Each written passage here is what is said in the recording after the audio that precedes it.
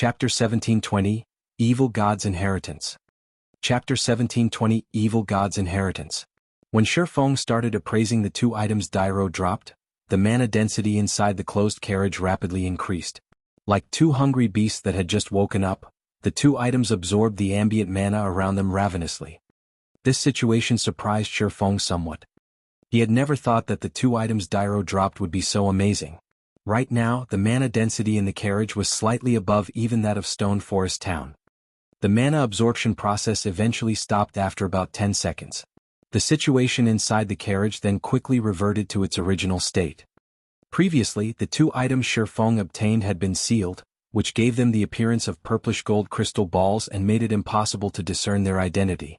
In fact, the only information Shifeng got when he tried inspecting the items was their name, sealed crystal ball, and nothing else. Meanwhile, upon seeing the two unsealed items, Shifeng could not help but be stunned. Of the two items, one was a broken long sword, and the other was a gemstone that radiated 5 different colored glows. Evil God's Inheritance, One-Handed Sword. A treasured sword that the evil god once used. However, the sword was destroyed in a battle, shattered into 3 pieces. Although the evil god's treasured sword was destroyed, the power of the evil god contained inside it remains intact.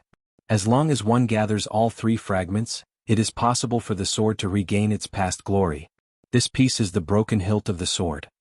By permanently sacrificing 10 points of all attributes, the user may execute 1 slash with the sword. Although this sword has been severely damaged, it can still exert 1/10 of its original power. When this fragment is within 1,000 yards of other fragments, the fragments will resonate with each other. Drops upon death. Cannot be traded. Limit Gemstone, Epic Consumable. Can be embedded into a weapon or equipment to permanently improve it. Can be used on only epic ranked items or below. Shifeng shuddered involuntarily as he looked at the descriptions of these two items, his eyes glowing with excitement. Although he had long since known that the loot of a Tier 4 NPC would be extraordinary and certainly superior to epic items, he had never imagined that Dairo would drop these two items. The Evil God's Inheritance was a weapon the evil god had used frequently when it was still intact. In its complete form, it should be a legendary weapon at the very least. Although he had only a fragment of the weapon, it could lead to obtaining a real legendary weapon. Its value was definitely higher than that of a fragmented legendary weapon. After all, legendary items were exceedingly rare in God's domain, and every one of them had extraordinary origins. Not to mention, most of the clues players found that were related to legendary items were usually fake. Meanwhile, the most valuable aspect about the Evil God's Inheritance was the fact that it could be used. Even though it was capable of exerting only 10% of its original power, that was 10% of a legendary weapon's power, not something a fragmented legendary weapon could hope to compare to. Only the price to use the weapon was a little steep. Let alone other players, even Shifeng would feel a sting if he had to pay 10 points in all attributes just to swing the weapon once. As for the other item Dairo dropped, it was something Shifeng had only ever heard about before. During his previous life, the Limit Gemstone had appeared in an auction hosted by a super guild. However, the Limit Gemstone sold back then wasn't supplied by the hosting super guild. Instead, it was an item some other player had put up for trade. When this item appeared during the bartering session of the auction, it had immediately caused an uproar at the auction venue. After all, the best weapon and equipment that peak experts could get their hands on back then were only epic rank. Fragmented legendary items were still far out of their reach. Hence, to them, an item capable of improving epic weapons and equipment was far more valuable than even epic weapons. In the end, the Limit Gemstone had been traded for 1 epic weapon and 3 pieces of top-tier dark gold equipment of that time. Back then, nobody had a strong opinion on this price. It was neither too expensive nor too cheap. Only sometime later did everyone find out that the buyer of the Limit Gemstone had ended up making a huge profit. The Limit Gemstone turned out to be even more amazing than everyone thought it to be. Just like its name implied, it improved a weapon or equipment to its maximum limit, not just slightly. From then onward, whenever a Limit Gemstone appeared, it would sell for astronomical prices, even as much as 3 epic items. Back then, however, Shifeng was only qualified to use the Limit Gemstone as a topic of conversation. Actually owning one had been far beyond him. He never dreamed that he would obtain one himself in this life. It can upgrade only weapons and equipment at the epic rank or below. As Shifeng looked at the resplendent gemstone in his hand, he could not help but think of the sacred sword Killing Ray. As one of the 36 famed swords of God's domain, Killing Ray was much stronger than any ordinary epic weapon. Moreover, it also had immense growth potential as it was one of the fragments of Solomon's sword, one of God's domain's 10 great legendary weapons. Since it was once part of a legendary weapon, the quality of the materials used to forge Killing Ray went without saying. One could say that it was the best item to improve with the Limit Gemstone. Immediately, Shifeng unsheathed Killing Ray and placed the Limit Gemstone on the flat of the sword. Following which, the sound of a system notification entered his ears. System, do you wish to embed the Limit Gemstone in Killing Ray? Embed it? Shifeng agreed decisively. Suddenly, the 5-colored gemstone liquefied and spread itself across Killing Ray. A short moment later, the sacred sword was encased entirely in a layer of 5-colored liquid as if the long sword had just put on a 5-colored sheath. Following which, the glow from the 5-colored liquid intensified, so much so that Shifeng couldn't look at the sword directly. After several seconds the phenomenon subsided, and Killing Ray reverted to its original state.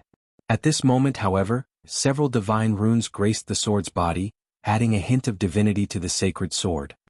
As Shifeng wielded Killing Ray, he felt a pleasant feeling like never before.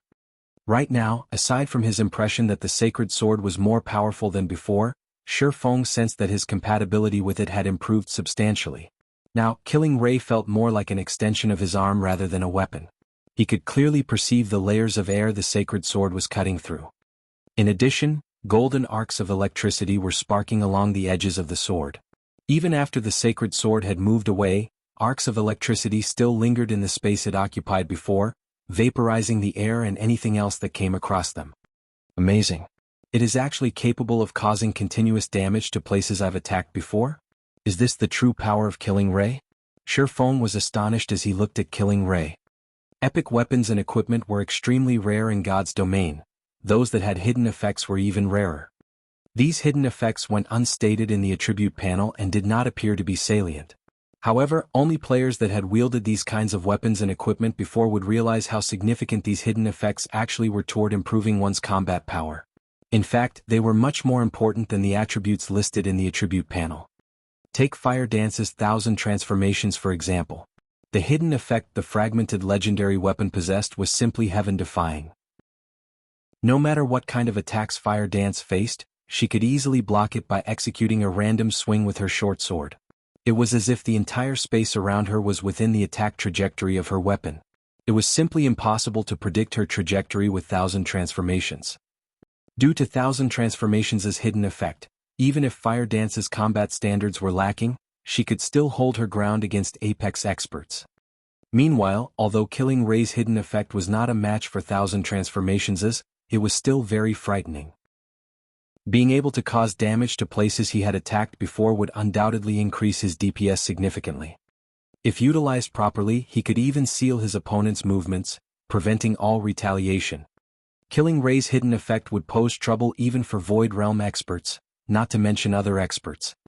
After playing with Killing Ray's hidden effect for a while longer, Shifeng could no longer hold back, tapping open the Sacred Sword's attribute panel. He was very curious to find out just how much Killing Ray had improved. Chapter 1721, Upgraded Sacred Sword. Chapter 1721, Upgraded Sacred Sword. After Shifeng opened Killing Ray's attribute panel and read it, he could not help but gasp. Killing Ray One-Handed Sword, Sacred Sword, Epic Rank. Level 30, Level 120. Equipment Requirement. Strength 1200, Agility 1000. Attributes adjust according to user's level. Attack Power plus 2440, Level 65. Strength plus 173, Agility plus 165, Endurance plus 162. Attack Speed plus 25. Ignore 30% of the target's defense. When equipped. Strength increased by 20%, Agility increased by 15%, and Attack Speed increased by 10%. Ignore levels plus 20. All sword skills plus 3 levels.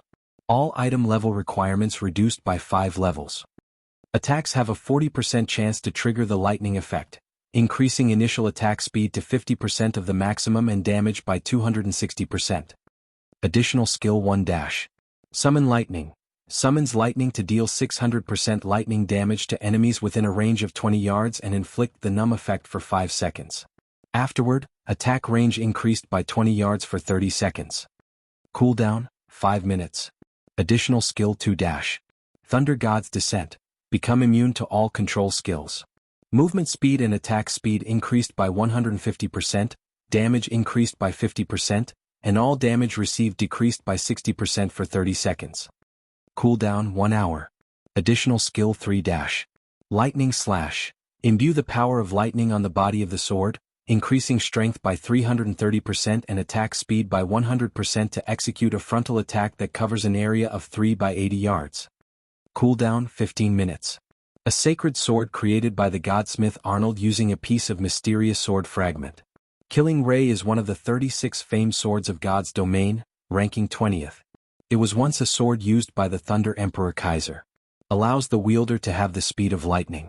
When fighting against dark creatures, damage increased by 100%. Can be evolved. Cannot be destroyed. For a moment, Shifeng even suspected that his eyes were playing tricks on him. Not only had Killing Ray's equipment requirement increased by a significant margin, but even its attack power had risen drastically. At level 65, its attack power already exceeded 2,400, close to rivaling the attack power of an epic two-handed weapon of the same level. Originally, Killing Ray was already a top-tier epic weapon. After being upgraded by the Limit Gemstone, its basic attributes had improved by 20%. Even the other effects were 5% better. The weapon skills had also been strengthened to a certain degree, and there was even the addition of a new skill, Lightning Slash. Although Lightning Slash did not deal a lot of damage, the increase in strength it provided was crucial to expert players because higher strength allowed players to suppress their opponent and create gaps to land a fatal blow. With my current attack power, I can most likely break through even a Tier 2 MT's defense. Shifeng was startled as he looked at his own statistics.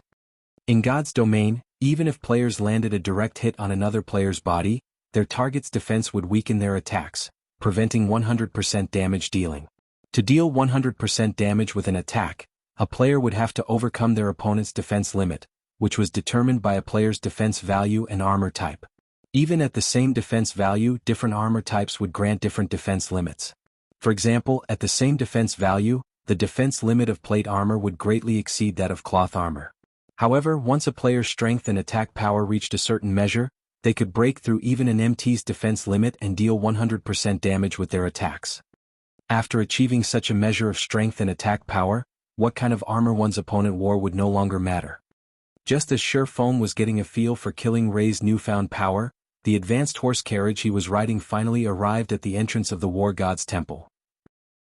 Currently, the War God's Temple was as lively as ever. The number of players visiting the temple was not the slightest bit lower than that of the city's auction house and of the Adventurers Association. However, in Shifeng's opinion, the traffic at the War God's Temple was still relatively low. The War God's Temple was the protector of the entire continent of God's domain. As players reached higher levels, they would come across the dark forces such as demons, evil demons, and abyssal creatures more frequently. Moreover, after players got promoted to Tier 2, so long as their War God's Temple reputation points reached 300, they could receive special quests to deal with these dark forces. These quests generally awarded plenty of merit points, in addition to some special resources.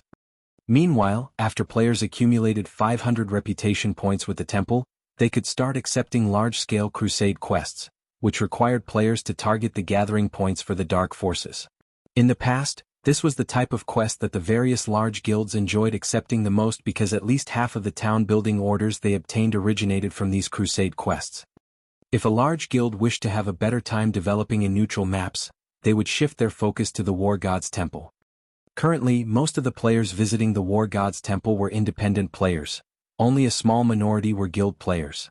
In the future, however, the situation would be reversed with a large majority of the players visiting the War God's Temple being members of large guilds. As soon as Shifeng arrived at the main entrance of the War God's Temple, he attracted the attention of the nearby players. Crap. That's a 6-winged bronze-ranked guild emblem. That person must be a member of Zero Wing's main force. It would be great if I could get acquainted with such a big shot. That way I'll have an easier time joining Zero Wing. Keep on dreaming. How could people like us possibly come into contact with a big shot from Zero Wing? He belongs to an entirely different world. Not to mention, everyone trying to join Zero Wing has to go through the same entrance test. I heard that even players personally introduced by Zero Wing's guild leader, Black Flame, have to pass the test to join the guild. The eyes of the players standing outside the War God's Temple's main entrance were filled with awe and envy as they looked at the guild emblem pinned on Shifeng's black cloak. From the recent battle at the primordial divine ruin, both the various large guilds and independent players could already tell that the odds of Zero Wing becoming a super first-rate guild in the future were excellent. Super first-rate guilds were powers that stood at the apex of God's domain. Even a first-rate guild backed by multiple major corporations would have to treat super first-rate guilds with great respect lest it provoke them. Meanwhile, who wouldn't want to join a guild with such great potential? In the virtual gaming world's past 100 years of history, players that belonged to first-rate guilds that eventually grew into super first-rate guilds had received great benefits. Particularly, expert players that originally belonged to the first-rate guild had been able to live the rest of their lives without worry. Those that had contributed greatly towards the guild's promotion into a super first-rate guild even lived an enviable and affluent life. Now that Zero Wing had displayed the potential to become a super first-rate guild, let alone Star Moon Kingdom's players, even players from other kingdoms and empires had come to Star Moon Kingdom to apply to Zero Wing. When Shifeng overheard the hushed conversations of the surrounding crowd, he simply chuckled as he continued into the War God's Temple. After entering the temple's lobby, he immediately went to the third-floor hall. Lord Protector, how may I be of service to you today? Senior Administrator Roland asked as he approached Shifeng. I have caught an evil god apostle and wish to hand him over to Vice Temple Lord Capra, Shifeng said. Another evil god apostle? Roland's eyes twitched slightly as he looked at Shifeng in surprise. Every evil god apostle was incomparably cunning and extremely difficult to catch.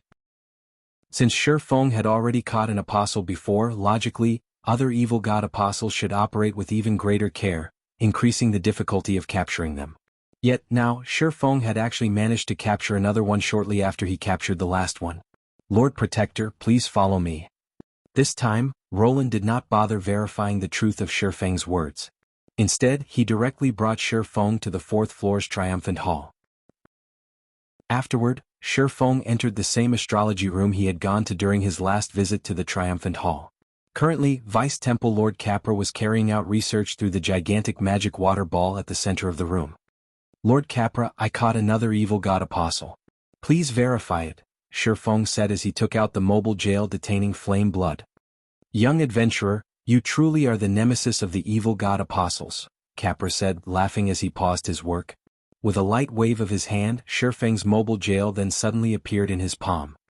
After Capra received the mobile jail, Flame Blood's figure appeared before Capra. How is this possible? Flame Blood's complexion paled when he saw Capra and the nearby Shifeng. Beast Emperor actually failed. At this moment he could easily guess what kind of place he was at. Only he never thought that Shifeng would actually elude Beast Emperor's capture and successfully deliver him to the War God's Temple. Black Flame. You cannot do this. If you hand me over to the War God's Temple, Beast Emperor definitely won't let you get away. Flame Blood shouted as he glared at Shifeng. Right now he was pinning all his hopes on Beast Emperor's deterrence. He knew that unless Shifeng gave up on turning him in, he no longer had any hope of escaping from the War God's Temple. You should give up now if you think Beast Emperor will save you. If you really wish to survive, tell me the location of Star Moon Kingdom's evil god's temple. Shifeng said, chuckling. He remained wholly unperturbed by Flame Blood's threat. Right now, the cleric was still ignorant of Beast Emperor's overwhelming defeat. Remember, you have only 5 seconds to consider. After saying so, Shifeng began counting down from 5. Meanwhile, an incomparably ugly expression appeared on Flame Blood's face, his heart filled with misgivings. Chapter 1722, Beast Emperor's Rage. Chapter 1722, Beast Emperor's Rage. Inside the silent astrology room, Flame Blood glared at Shifeng hatefully. He never thought that Shifeng would make him such an offer. The Evil God's Temple was the foundation that Evil God's Temple members like Beast Emperor and himself relied on to develop themselves. If the Evil God's Temple they belonged to got destroyed, then all the progress they had made thus far would disappear. Hence, Beast Emperor had repeatedly warned him that under no circumstances should he reveal information about Star Moon Kingdom's Evil God's Temple. Black Flame. I can tell you with confidence that the evil god's temple strength is far beyond your imagination. As long as the evil beast army breaks through the Starmoon Kingdom's defensive line, at that time, not to mention Stone Forest Town, even Zero Wing will turn into nothing. If you let me go, Beast Emperor might give up on invading Starmoon Kingdom and target other kingdoms instead. If you hand me over to the War God's Temple now, you'll only anger Beast Emperor further and force him to spend all his evil god's temple contribution points to hasten the invasion of Starmoon Kingdom. Do you really wish to see your entire guild crumble together with me? Only if you let me go will Beast Emperor give up on invading Starmoon Kingdom. Otherwise, it is only a matter of time before the entire Starmoon Kingdom falls. Flame Blood repeatedly implored Shifeng to release him with indescribable anxiety on his face. Although Vice Temple Lord Capra was not a Tier 4 NPC, he was still a level 180 Tier 3 Great Mage, many times stronger than a level 80 Tier 4 NPC. Meanwhile, the intense pressure he gave off was enough to evoke deep despair in Flame Blood. At this moment, Flame Blood could only rely on the invasion of the evil god's temple to threaten Shifeng. NPCs led the invasion. The quantity and quality of evil beasts and evil demons participating in it were also far beyond what any single evil god's temple player could control. Current players simply had no chance of stopping the invasion. At this time there were only two viable methods to do so. The first was to have Beast Emperor put a halt to the invasion of Starmoon Kingdom. The second was to destroy Starmoon Kingdom's evil god's temple. The location of the evil god's temple was of utmost importance to evil god's temple members. Before Flame Blood was officially made into an evil god apostle, Beast Emperor had made him sign a contract preventing him from revealing any details about the temple. If he violated the terms of the contract, he would suffer a fate even worse than getting sent to the War God's temple. Meanwhile, if he refused to reveal the location of Starmoon Kingdom's evil god's temple, then he had only one other method to stop Shifeng from turning him into the War God's temple, and that was to have Beast Emperor stop the invasion of Starmoon Kingdom.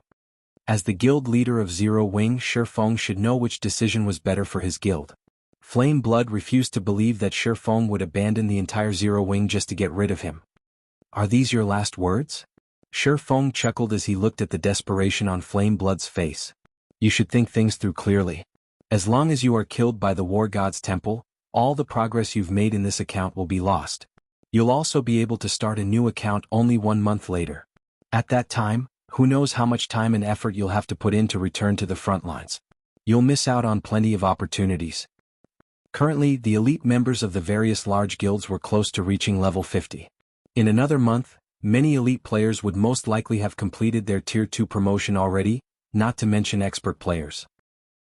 If Flame Blood had to restart from scratch, he would also miss out on the various resources and opportunities that could be obtained from exploring new maps. Unless the guild Flame Blood belonged to was willing to invest plenty of resources into him or the cleric had heaven-defying luck, he would have extreme difficulty getting the current advantages he possessed in the future. As Shifeng said so, Capra began chanting an incantation. Meanwhile, based on Shifeng's words, Flame Blood could tell that Shifeng was determined to turn him into the War God's temple. Crazy bastard. You really are insane. At this moment, Flame Blood could feel his mind breaking down. He even doubted Shifeng realized just how terrifying the evil god's temple's invasion was. He had never thought that Shifeng would actually go as far as to sacrifice Zero Wing just to take his life. Before Flame Blood could finish speaking, dozens of golden magic arrays appeared around him. A golden chain then shot out from each of the magic arrays. The chains pierced Flame Blood's body and bound his soul directly. Following which, Flame Blood's body began burning, his body transforming into a pile of ashes after just 2 seconds. The cleric's immortal soul was destroyed as well and completely disappeared from God's domain. Sure enough, he refused to speak. Shifeng could not help but sigh as he watched Flame Blood disappearing.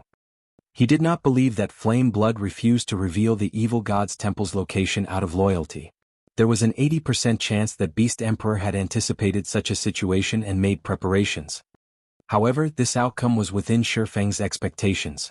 The evil god's temple was the foundation of evil god's temple members. Without the evil god's temple, Beast Emperor would lose the authority he had in Starmoon Kingdom. He naturally wouldn't let his minions reveal the location of the evil god's temple so easily. System, congratulations. You have captured an evil god apostle. Rewarding 12,000 War God's Temple merit points, reputation with the War God's Temple increased by 200 points, 200 million EXP, 20 free mastery points and 2 legacy skill points. 12,000 merit points? Shi Feng was a little surprised when he read the system notification. He was only awarded 10,000 merit points the first time he captured an evil god apostle. He actually received 2,000 more points than the previous time. However, he had quickly discovered that, while the merit points he obtained had increased, the free mastery points and legacy skill points awarded had decreased by a significant margin. Previously, he had gotten 50 free mastery points and 5 legacy skill points. Now he had received only 40% of the previous amounts. Compared to obtaining an additional 2,000 merit points, he would rather have the 30 free mastery points and 3 legacy skill points. Meanwhile, after Flame Blood's permanent disappearance from God's domain, Beast Emperor, who was currently controlling his evil demon army from the Evil God's branch temple at Ancient Rock City, received a system notification informing him about it. Black Flame. Beast Emperor bellowed, his expression twisting. Since you dare destroy my path to promotion, I'll have your Zero Wing go down with me as well. He was granted only 5 Evil God Apostle slots. Now that he had permanently lost 2 of them, he would have a much more difficult time developing himself further. At this moment, the man standing beside Beast Emperor spoke up. Boss, Black Flame is simply too arrogant.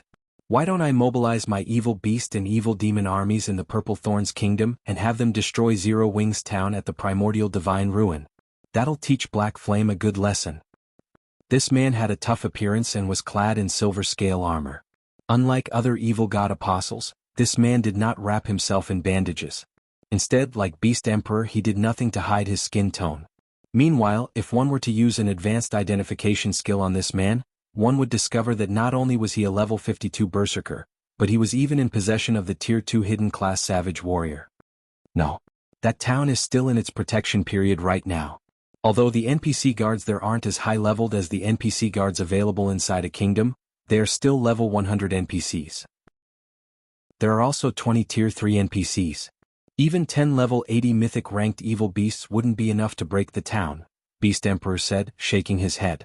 What we need to do for now is wait. Based on the information Blackwater sent me, the town's protection period is only 3 days. During these 3 days, properly prepare yourself, Wind. Once the town's protection period is over, we'll attack. Boss, rest assured. I guarantee that Zero Wings Town will be flattened as soon as its protection period is over. The silver-armored man named Wind Hunter said with a confident smile on his face. Beast Emperor nodded in response to Wind Hunter's words. He had a lot of confidence in the man before him. Wind Hunter was not only his closest confidant but also the first person he had turned into an evil god apostle. Contrary to everyone's expectations, Starmoon Kingdom wasn't Beast Emperor's main headquarters, which was actually the Purple Thorns Kingdom. Wind Hunter had been operating in the Purple Thorns Kingdom for a very long time already, building up a foundation for himself that simply wasn't something newly minted evil god apostles like Abandoned Wave and Flame Blood could hope to compare to. Meanwhile, back inside the astrology room in the War God's Temple, Shi Feng had realigned his thoughts. Although he had failed to obtain the location of Starmoon Kingdom's Evil God's Temple, he still managed to garner some information regarding the invasion of Starmoon Kingdom, which was the fact that Beast Emperor first needed to have enough Evil God's Temple contribution points to advance the invasion. Without sufficient contribution points, the invasion would have no way of breaking through the kingdom's defensive line. To Shi Feng, this was undoubtedly good news. At the very least, he would not have to worry about the invasion progressing into the kingdom anytime soon. After all, Beast Emperor should have spent a lot of his contribution points on the previous battle at the Primordial Divine Ruin. Shi Feng refused to believe that Beast Emperor had managed to get a Tier 4 NPC to take action for free. With this knowledge in mind, what he needed to do now was strengthen himself as quickly as possible and find the location of the Evil God's Temple. Following which, Shi Feng approached Capra and asked, Lord Capra, I have an Evil God's Eye here. May I know if the War God's Temple is able to repair it for me? Chapter 1723, Complete Evil God's Eye. An Evil God's Eye? A hint of shock flashed across Capra's wizened face as he stared at Shi Feng. Clearly excited, he asked, Did you really obtain an Evil God's Eye? Seeing the excitement and passion on Capra's face, Shi Feng retrieved dark gray runic crystal ball from his bag. As the crystal ball appeared in the room, it began to leak small traces of evil energy. This crystal ball was none other than the evil god's eye that he had obtained after destroying the evil god's sealing magic array.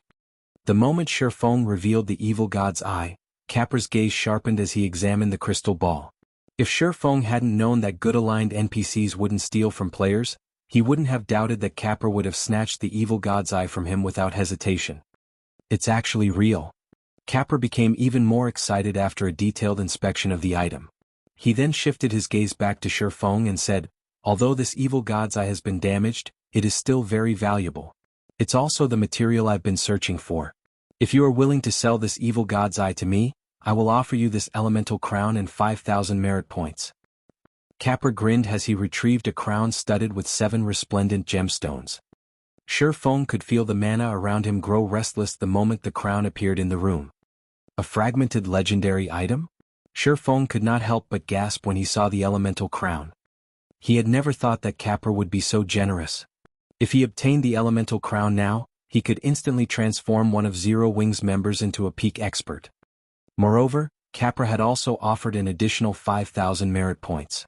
That was nearly the price of an epic item. Of course, you can choose to repair the evil god's eye. However, doing so will be incredibly expensive. In addition to 15,000 merit points, you'll need 100 mana stones and 3 units of 7 luminaries crystal. Shifeng was inwardly astonished. He hadn't expected the repair costs for this item to be so exorbitant. Generally, players could only obtain mana stones from raiding team dungeons, but even 100-man Hell Mode team dungeons had very low drop rates. As for the 7 luminaries crystals, it was likely that not a single guild had even 1 unit at this stage of the game. You can take your time to consider your options. There is no need to make a decision now, Capra said, chuckling. Lord Capra, I've already decided. I want to repair the evil god's eye, Shifeng said, determined. His desire for fragmented legendary items was intense right now, especially for fragmented legendary items that were suited for magical classes. If he gave the elemental crown to one of Zero Wing's magical class experts, that expert's firepower would rise to a whole new level. However, the evil god's eye would help the guild as a whole far more than the elemental crown. Although miniature worlds only produced a small number of resources, the power they produced was incomparably valuable. Normally, the power could only be acquired from unstable otherworlds. Moreover, the miniature world was far rarer and more valuable than a fragmented legendary item. Many first-rate guilds in the past had even been willing to trade over a dozen fragmented legendary items for a single miniature world. Hence, the wisest decision for Shifeng was to repair the evil god's eye. How unfortunate. Capra sighed before regaining his usual calm. He then looked at Shifeng and said, "Hand over the materials then. If you don't have them ready, you can go collect them. You can find me again once you have the required materials." Shifeng nodded in response. He then left the War God's temple and rushed to the candlelight trading firm. Others might struggle to gather 100 mana stones and 3 units of 7 luminaries crystal, but the task wasn't difficult for Shifeng in the least. With the Philosopher's Stone, he could synthesize the 2 items from magic crystals and 7 luminaries shards.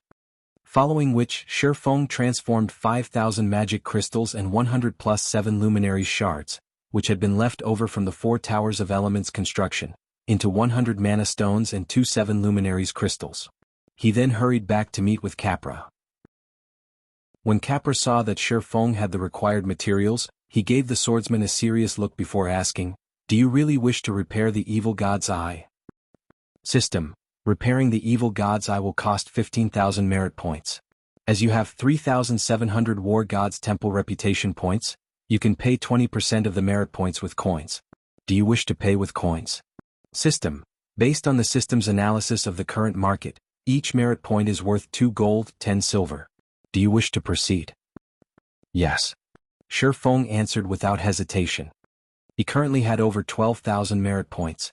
If he paid 3,000 merit points with coins, he would have just enough merit points to repair the evil god's eye. Instantly, 6,300 gold vanished from Shifeng's bag. After Capra received the materials, he began to chant an incantation and write line after line of divine runes. The ambient mana and Capra's runes then gradually flowed into the evil god's eye, which hovered before the Vice Temple Lord. As this process continued, Shifeng could see the runes on the surface of the evil god's eye sharpen. The density of the evil energy the dark gray crystal ball radiated also increased. When every mana stone and 7 luminaries crystal had merged with the evil god's eye, the runes on the orb released a dazzling, gray glow.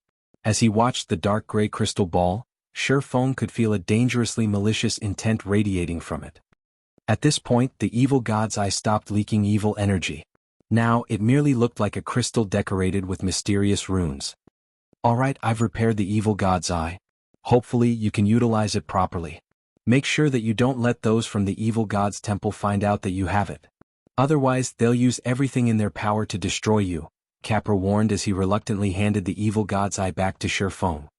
When Shifeng received the evil god's eye, he felt an immense weight in his hands. Rather than an ordinary crystal, he felt as if he had just received a miniature mountain. If he weren't a Tier 2 player with over 1,500 points in his strength, he might not even be able to carry the fist-sized crystal ball. It's so heavy. So this is the intact evil god's eye? As he held the evil god's eye, Shifeng inspected the item's attribute panel. Evil god's eye, fragmented legendary rank item.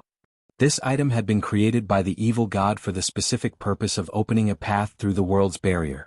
The evil god's eye contains a sealed miniature world, and can be used as a conduit to transfer the miniature world's power to the outside world. The evil god's eye also grants its holder sovereignty over the miniature world within. Additional skill 1 - World's power can be used as a magic array's power source, improving the magic array's effects by a maximum of 120%. Cooldown 48 hours. Additional skill 2 - Teleportation pathway opens a pathway to the sealed miniature world. The pathway lasts for 10 minutes. Cooldown 96 hours. Amazing. Shifeng was utterly dumbfounded after inspecting the intact evil god's eye. He finally understood why the various superpowers in the past had valued miniature worlds to such an extreme. As Shifeng quietly admired the evil god's eye, Aqua Rose contacted him. Guild leader, Melancholic Smile has gathered the materials you require. I have also gathered the architects you've requested in Zero Wing City, Aqua Rose reported. Alright, I'll head over right away. Shifeng could not help but smile when he heard Aqua Rose's words. With this, Zero Wing would soon have a second stone forest town. Only this time, it was in a neutral map.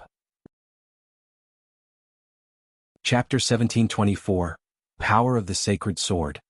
Chapter 1724, Power of the Sacred Sword. After Shifeng disconnected the call, he left the War God's Temple and used a guild transfer scroll to teleport to Zero Wing City. He then used the 4 Towers of Elements teleportation function to travel to the Orc Empire, making his way towards the primordial divine ruin. There are still evil demons here? Currently, Shifeng wore his black cloak, keeping his identity hidden. As he approached the wilderness near the primordial divine ruin, he frowned at what he saw. He spotted level 70+ evil demons and evil beasts wandering on the grassy plain before him.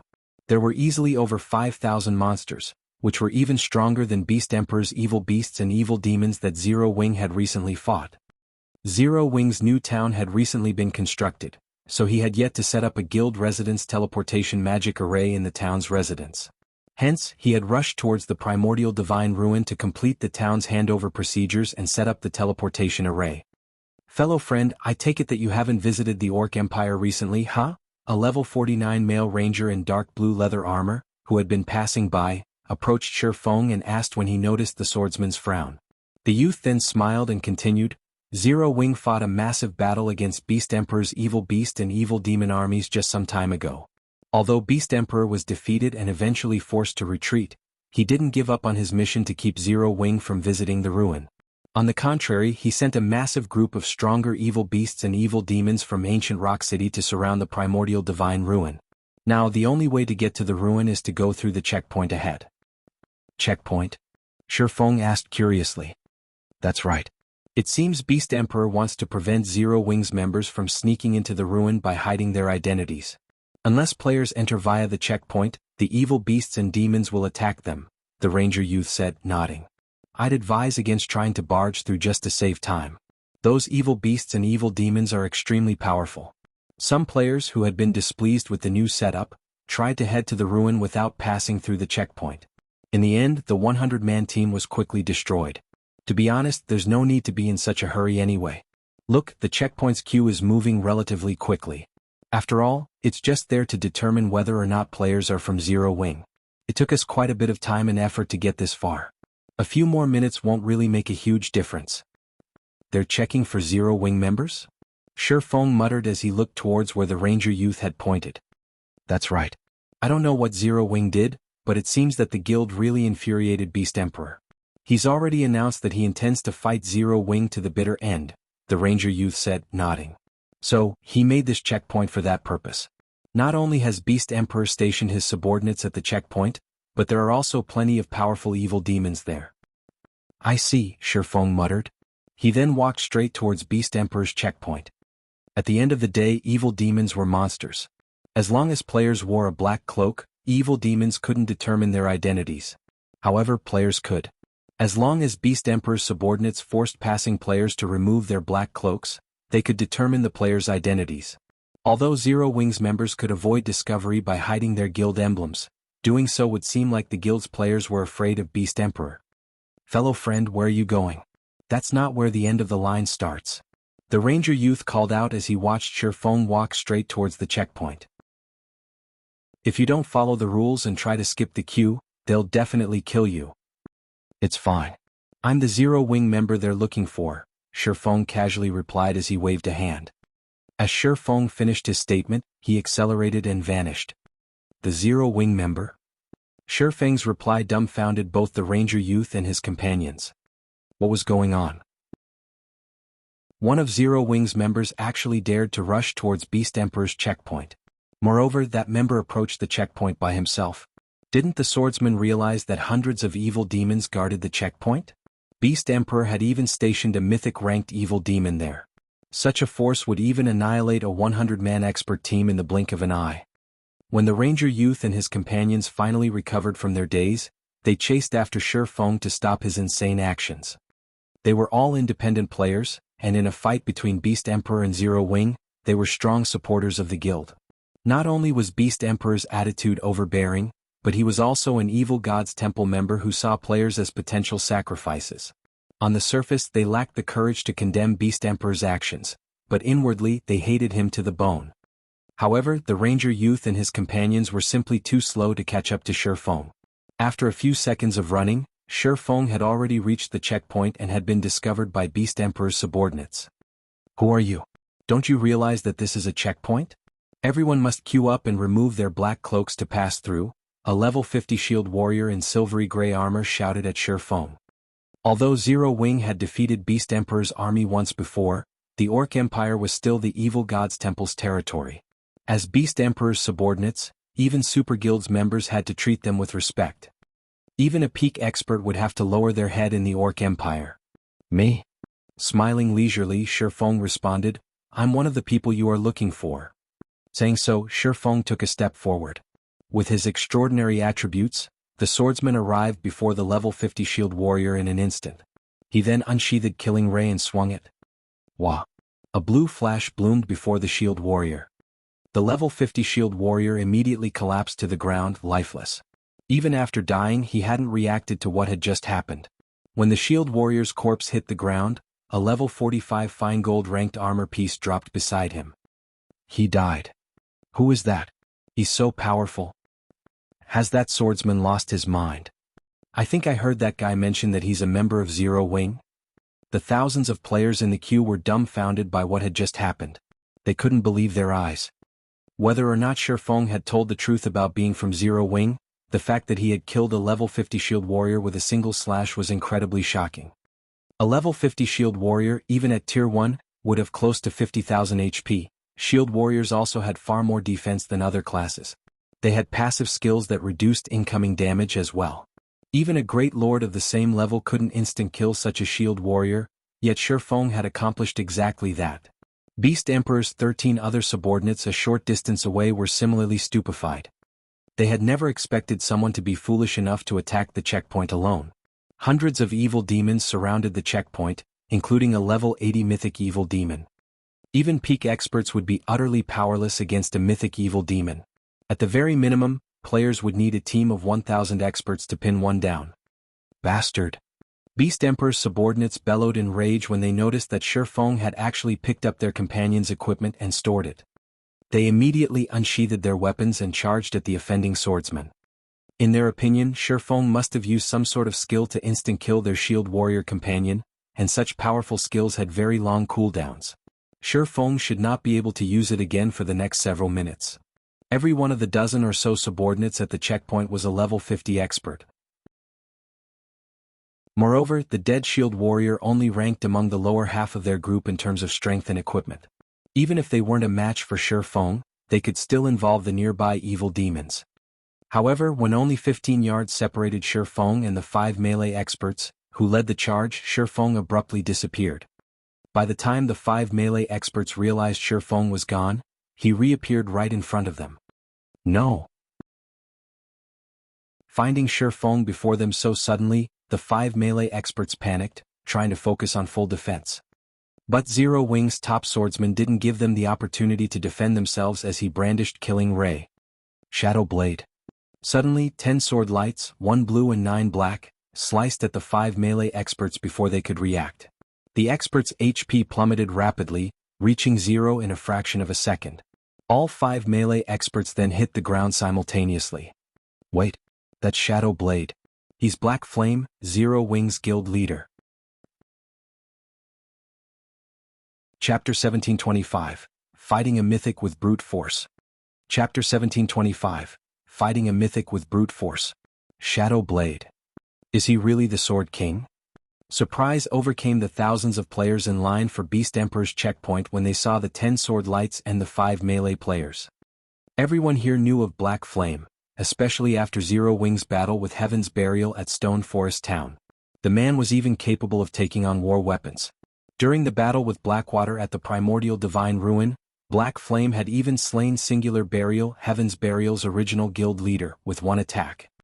Black Flame's shocking battle records had become a hot topic for players in the various kingdoms and empires neighboring the Orc Empire long ago. Due to Black Flame's popularity, many players had attempted to analyze why he was so powerful. These players had even publicly exposed some of Black Flame's skills. Among Black Flame's various skills, Shadow Blade was considered one of the man's trademark moves because it wasn't a skill of a Tier 2 sword master. Based on everyone's deduction, it was most likely a unique skill of a hidden class.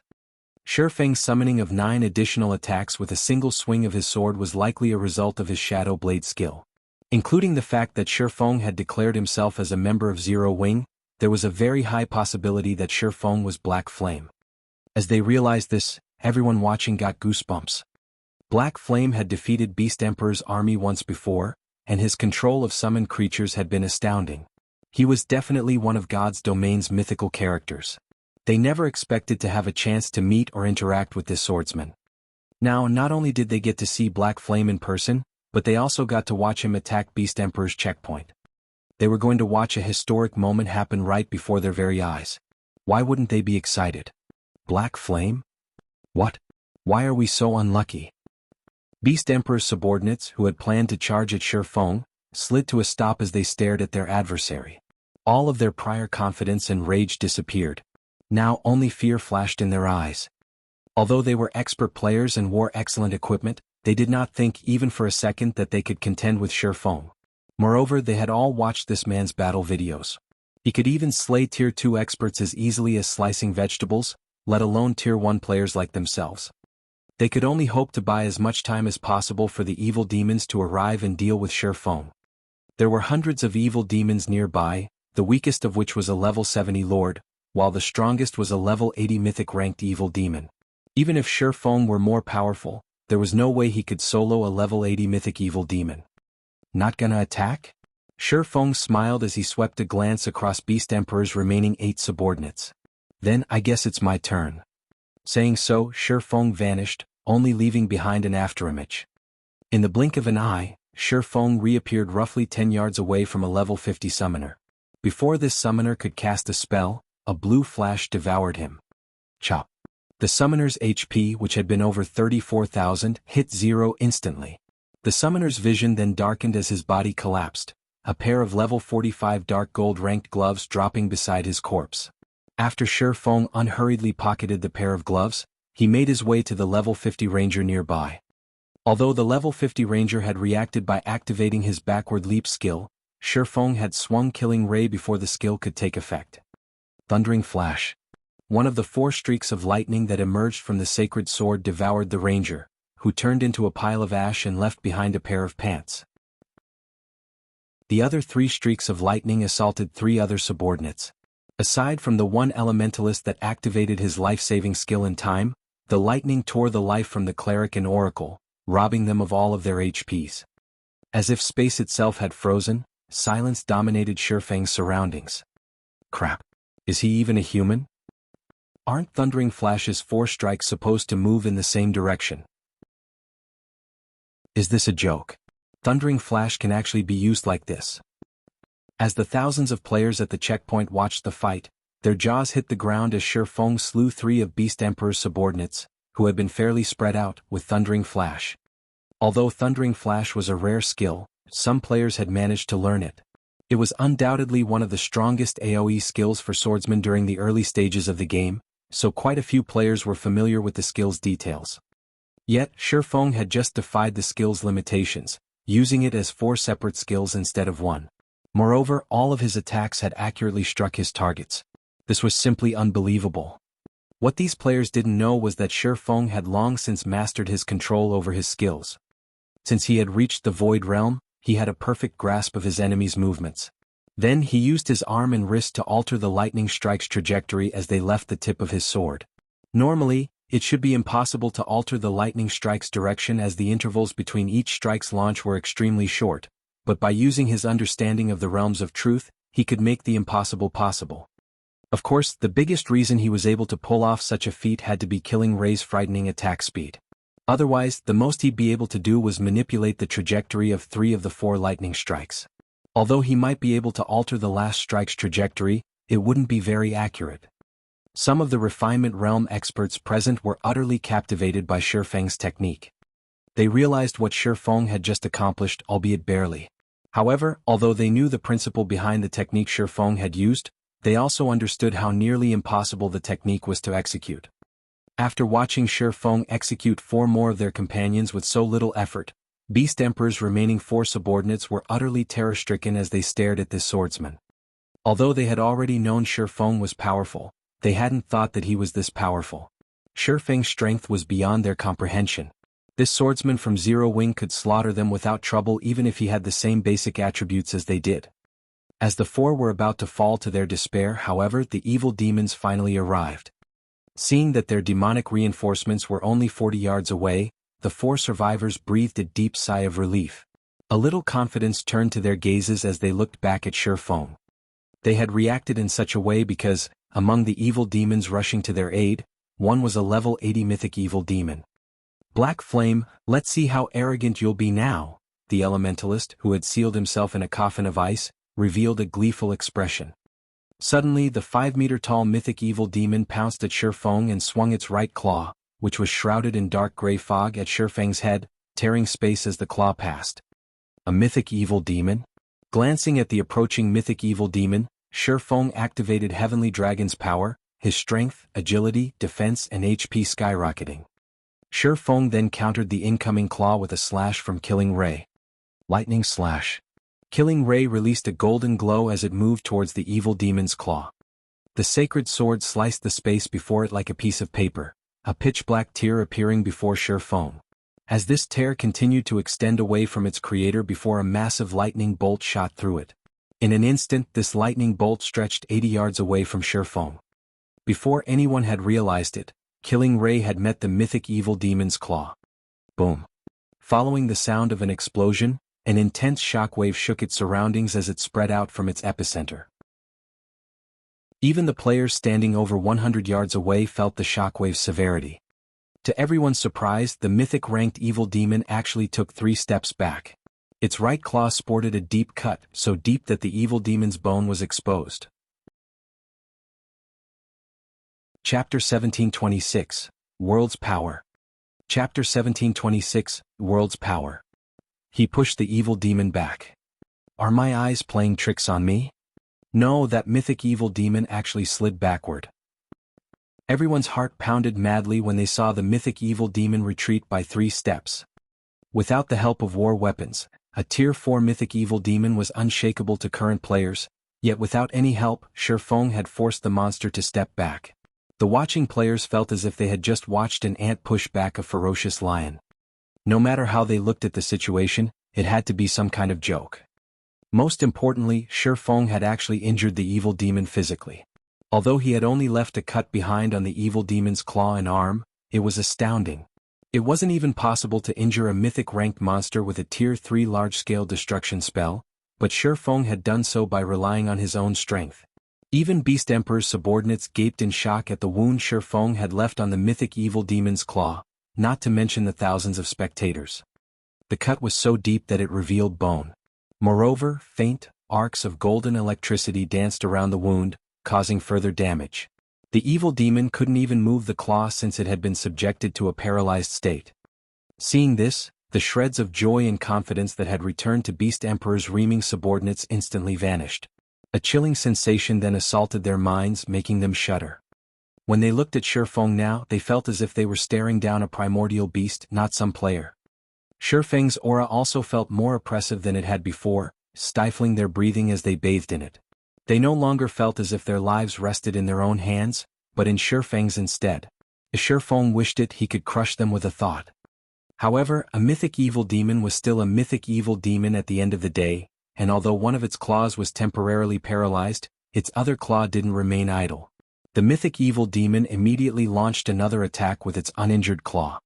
This time, however, Shifeng did not try to stop the attack. Instead, he activated the disintegration armor's disintegration field. Suddenly, a bluish-gray ripple tore away from Shifeng, enveloping the mythic evil demon and Beast Emperor's 4 remaining subordinates, and as it did, the 4 players and evil demon felt an immense pressure descend on them.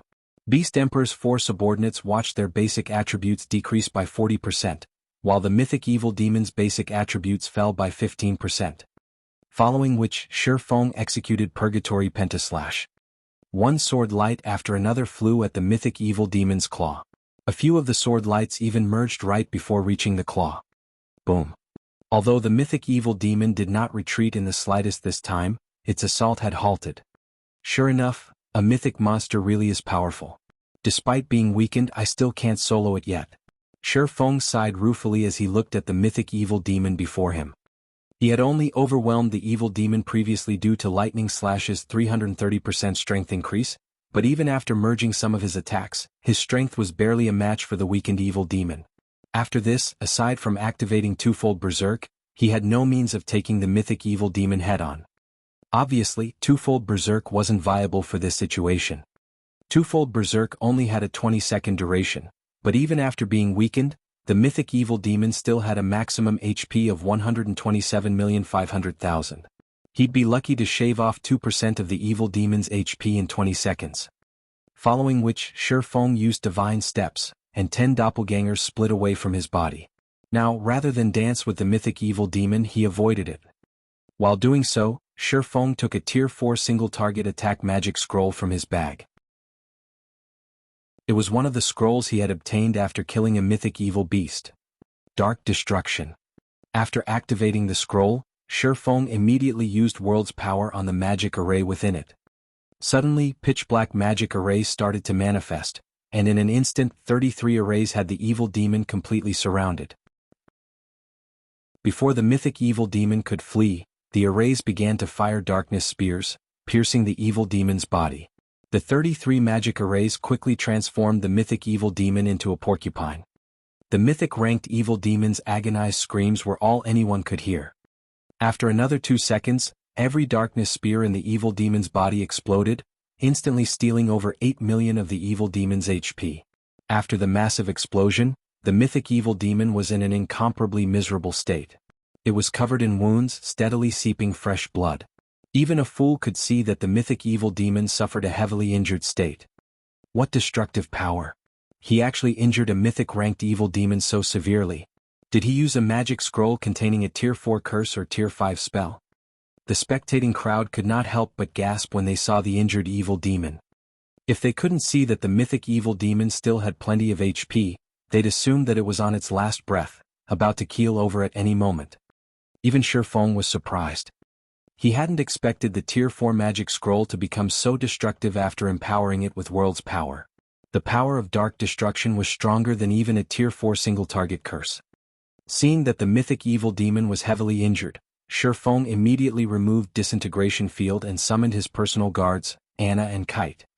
At this point, Anna had reached level 81, whereas Kite was level 79. The two NPCs' leveling speed was simply staggering. Once the mythic evil demon had become heavily injured, its basic attributes had fallen by 35%. Now, in terms of overall combat power, it was only slightly stronger than a level 80 Grand Lord. Meanwhile, after being summoned, Anna proceeded to summon her Golden Giant and 10 Rock Guardians. She then had the Rock Guardians form a magic array to suppress the mythic evil demon further. With this, the mythic evil demon only had 50% of its original basic attributes remaining. Now, even the Golden Giant could put up a fight against the mythic-ranked evil demon, not to mention Shifeng. With the Golden Giant serving as his MT, Shifeng focused on dealing damage. Phantom Kill. Flame Burst. Damages in the hundreds of thousands appeared, one after another, above the mythic evil demon's head. To the mythic evil demon, who only had a maximum HP of 75 million after being weakened, this was a considerable amount. Furthermore, Kite and Anna's damage kept up with Shifeng's. Although Lord and Great Lord ranked evil demons tried to intervene, the Rock Guardian's magic array kept them out of the fight. They could not hinder Shifeng and his minions in the slightest. Meanwhile, Beast Emperor's 4 remaining subordinates could only watch as their supposed savior rapidly lost HP. 80%, 60%, 20%. When the mythic evil demon's HP fell to 20% and was about to enter a berserk state, Anna reacted by casting Chains of Light. Not only did the spell negate the evil demon's berserk state, but it also weakened the monster even further. Without the boost from its berserk state, the mythic evil demon couldn't free itself from this one-sided beating, and its HP continued to fall. 20%, 10%, 5%. When the mythic evil demon only had 1% of its HP remaining, Shifeng activated Divine Providence. He then activated Instant Strike and appeared before the evil demon. Sword's Orbit. Suddenly, a series of blue stars bombarded the mythic evil demon, plundering its final strand of HP. As the mythic-ranked evil demon died, a golden flash enveloped Shifeng. He had finally risen from level 65 to level 66. At the same time, 3 crimson balls of light emerged from the evil demon's corpse and hit the ground. When the watching crowd outside of the magic array saw the mythic evil demon's motionless corpse, their minds went blank. Chapter 1727, Blockade Destroyed. Chapter 1727, Blockade Destroyed. After seeing the mythic evil demon fall, Beast Emperor's 4 remaining subordinates were overwhelmed by their fear and despair. Although they had expected this outcome after watching Shifeng and his personal guards suppress the mythic evil demon, they couldn't help but shudder after watching the monster actually collapse at the swordsman's feet. To God's domain's current major powers, Tier 4 monsters were still insurmountable. Even super guilds had to expend a lot of time and effort to prepare and ensure that they killed one. Yet, Shifeng had accomplished this feat by relying on his own power and his 2 personal guards. Normally, if someone told them about such a situation, they'd laugh, assuming that the player was joking, but after such an impossible feat had occurred before their very eyes, they had no choice but to believe it. Regret filled their hearts. Had they known that something like this would happen, they would never have volunteered to work at the checkpoint. They had assumed that inspecting players that entered the primordial divine ruin would be a relaxing, glorious task. After all, even players from the various superpowers would have to lower their heads before them. How often did anyone get to brag about that? Now, however, the only thing awaiting them was death. Before the 4 could even turn and flee, Kite had appeared and finished each of them with a single hit. In the meantime, Shifeng had arrived beside the mythic evil demon's corpse and collected the 3 items it had dropped. He then commanded Anna and Kite to kill the other evil demons outside of the magic array. Without the threat of the mythic evil demon, the level 70+ evil demons were easy pickings for the 2 personal guards. The fight with the remaining monsters had been so easy that Shifeng hadn't even needed to use another berserk skill after Heavenly Dragon's power had ended. He only needed to support his personal guards from the side. Whenever his personal guards' HPs fell below a certain point, Shifeng had simply activated the 7 Luminaries' Ring's life domain to recover their HP to full. For a time, Shifeng, Anna, and Kite slaughtered the hundreds of evil demons around them, further dumbfounding the spectating crowd. That was several hundred level 70+ evil demons they were talking about. Moreover, the weakest among them was a lord. Even an army of 10,000 elite players would have trouble against such a force, yet Anna and Kite ended these evil demons as if they were farming common monsters. So strong. Black Flame's personal guards are awesome. They should both be fine gold rank. I've seen fine gold personal guards before, so I am certain that fine gold personal guards are definitely not that powerful. I'm willing to bet that the female summoner is dark gold rank. I doubt even super guilds have dark gold personal guards. It would be great if I had a personal guard like that. I'd have such an easier time grinding and raiding bosses. Keep dreaming. Do you know how much secret silver personal guards are selling for? Nobody will even sell them for 2 or 3 epic items. If there's a fine gold or dark gold personal guard on the market, even super guilds will do everything they can to get their hands on them. Once the crowd of players snapped out of their daze, they turned to look at Anna and Kite, who stood beside Shifeng with passionate gazes. They all felt a vicious jealousy tear at their hearts. The combat power Shifeng had displayed was indeed frightening. Even without a berserk skill, the man could go toe-to-toe with a great lord-ranked evil demon. Even experts like them dreamed of wielding that kind of power. However, compared to Shifeng's strength, Anna and Kite's combat power was monstrous. This was especially true for Anna. Many of the players present were experts, and quite a few of these experts usually commanded their guild's dungeon raids. Hence, they recognized the factors that contributed to Shifeng's victory over the mythic evil demon. The first factor was the Tier 4 magic scroll Shifeng had used to injure the mythic evil demon and significantly lower its combat power. Anna was the second factor. The Tier 3 golden giant Anna had summoned had played a vital role in tanking the mythic evil demon. Meanwhile, her summoned rock guardians had formed a magic array that had suppressed the mythic-ranked evil demon further.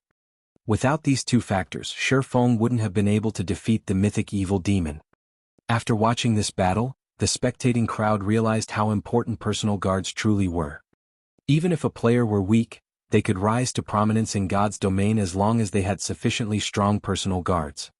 When the various adventurer team's members in particular saw Anna and Kite, they felt as if doors to an entirely new world had opened before them. Personal guards, huh? Send the battle video to the commander immediately. With this, our Blazing Owl adventurer team will have a chance of becoming a top adventurer team in the future. The players from the various adventurer teams burst into action.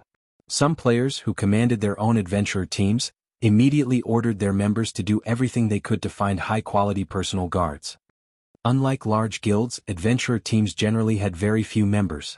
As a result, these teams struggled when organizing dungeon raids.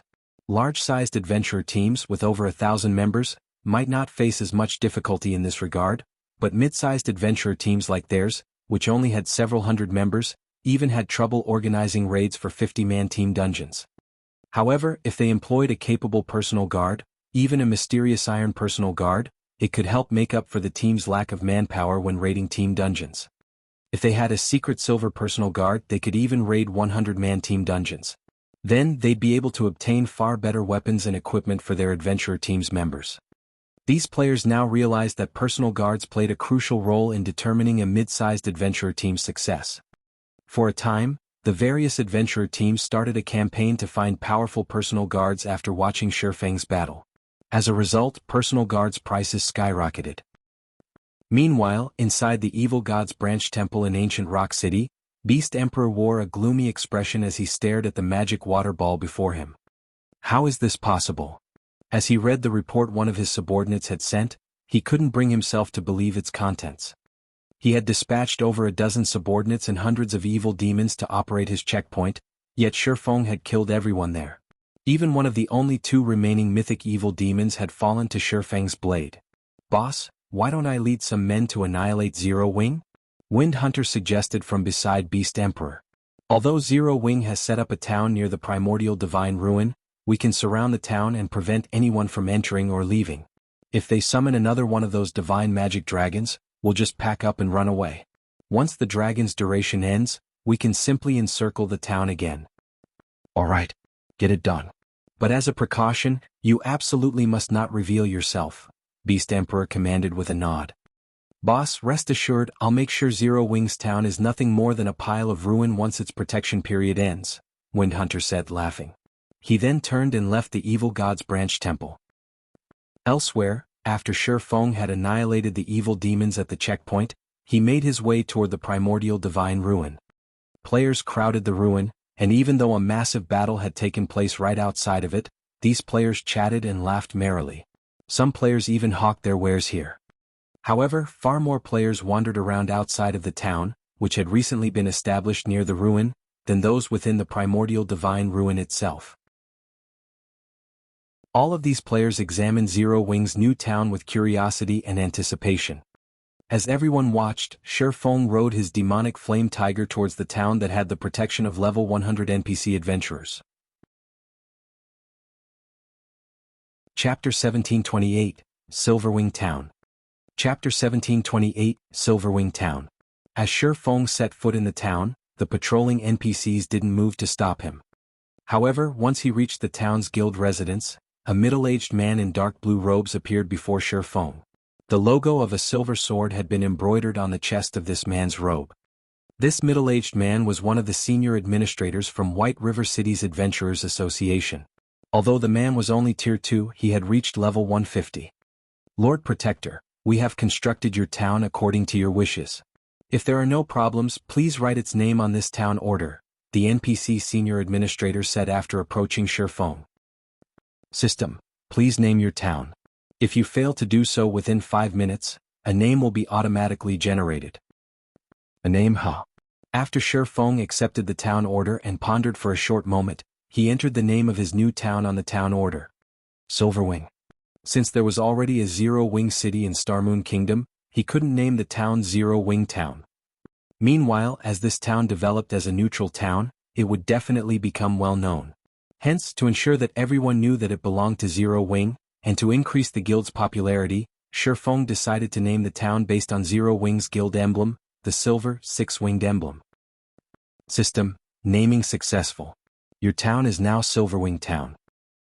Once Shi Feng named his new town, the nearby players watching received a system notification. System, you have discovered Silverwing Town. When the surrounding players tried to inspect the town, a window popped up, stating that the town belonged to Zero Wing and wasn't yet open to the public. Since the town wasn't open to the public, the town's NPC guards would kill any outsider that ventured too close. Sure enough, it really is Zero Wing's town. Zero Wing is set for life. With their town right next to the primordial divine ruin, any guild or player that wants to explore the ruin will likely have to gather in Silverwing Town. Zero Wing's development will definitely soar now. I know, right? Aside from Silverwing Town, there isn't anywhere to rest near the primordial divine ruin. Zero Wing will make a fortune on the repair fees alone. For a time, the various large guilds and adventure teams were truly jealous of Zero Wing. Many guilds had already shifted the focus of their development to neutral maps, and as a result, neutral towns had become astronomically valuable. This was even more true for a neutral town beside a primordial divine ruin. Silverwing Town's value could likely rival that of 4 or more ordinary neutral towns. Meanwhile, the scouts the various large guilds and adventurer teams had stationed to watch the new town beside the ruin immediately reported the latest development to their superiors. Silverwing Town? Cuttlefish, one of Crimson Emperor's elders, caressed his white beard as he looked at Silverwing Town from a short distance away. Uncle Cuttlefish, many guilds are trying to partner with Zero Wing right now. Should we send someone to contact the guild as well? A level 51 Tier 2 berserker beside Cuttlefish asked. The berserker wore dark red armor and carried a double-edged battle axe. No, let's wait for a while, Cuttlefish said, shaking his head. Although Zero Wing has built a town beside the primordial divine ruin, Beast Emperor isn't someone to be taken lightly. Moreover, this is a neutral map. There is simply too much profit involved with Silverwing Town. Even if Beast Emperor doesn't make a move, I doubt that the other superpowers will sit still. Whether or not Zero Wing can keep its town after the protection period is uncertain. Hearing Cuttlefish's thoughts, realization dawned on the Tier 2 berserker. At the same time, a hint of pity also surfaced in his gaze as he looked at Silverwing Town. God's domain was a cruel place. In God's domain, holding a treasure without the power to protect it was a sin. Although Zero Wing had shown the world its extraordinary strength, this kind of power was short-lived. Powerful tools couldn't be used indefinitely. Like Zero Wing, many such guilds had risen in the virtual gaming world in the past, and they had been incredibly successful, developing rapidly by using various means and resources. Unfortunately, due to their lack of a sturdy foundation, they had become a target for stronger forces, struck down before they could become a superpower. Whether or not Zero Wing protected Silverwing Town could be considered a test for the guild. Meanwhile, after Shifeng entered Silverwing Town's guild residence, he began to set up the guild residence teleportation magic array. Once he finished and made teleportation to Silverwing Town via guild transfer scrolls possible, he instructed Aqua Rose to bring all of the architects he had requested and a large number of elite members to the town. When the group emerged from the guild residence, seeing Silverwing Town for the first time, they could not help but grow excited, especially the elite members.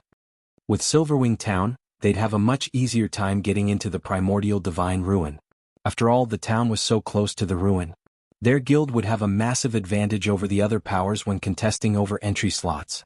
Even elite members like them might get the chance to enter the ruin, not to mention the guild's expert players. If they were lucky, they might even get to visit Primordial City. Guild leader, everyone's here. We can begin constructing the hotels and smithies right away, Aqua Rose excitedly reported as she walked up to Shifeng. Although Zero Wing had earned quite a lot of coins through Zero Wing City, coins were only coins. A lot of coins didn't necessarily equate a lot of resources. Furthermore, Zero Wing's range of influence was much smaller than first-rate guilds and superpowers. This greatly limited the guild's ability to collect and purchase resources. However, Zero Wing now had Silverwing Town. With a treasure trove of resources like the primordial divine ruin right beside the town, Zero Wing would have a much easier time acquiring the resources it needed. Most importantly, players had long since passed the Stoneclaw Mountains level range. As a result, Stone Forest Town's popularity had started to wane. Nowadays, Stone Forest Town's development was entirely reliant on its battle arena and advanced auction house. Its ability to collect resources was growing weaker. The rise of Silverwing Town just so happens to make up for this flaw. Good. Shifeng nodded approvingly. Following which, Shifeng arranged the basic and intermediate architects to start constructing the town's hotels and smithies.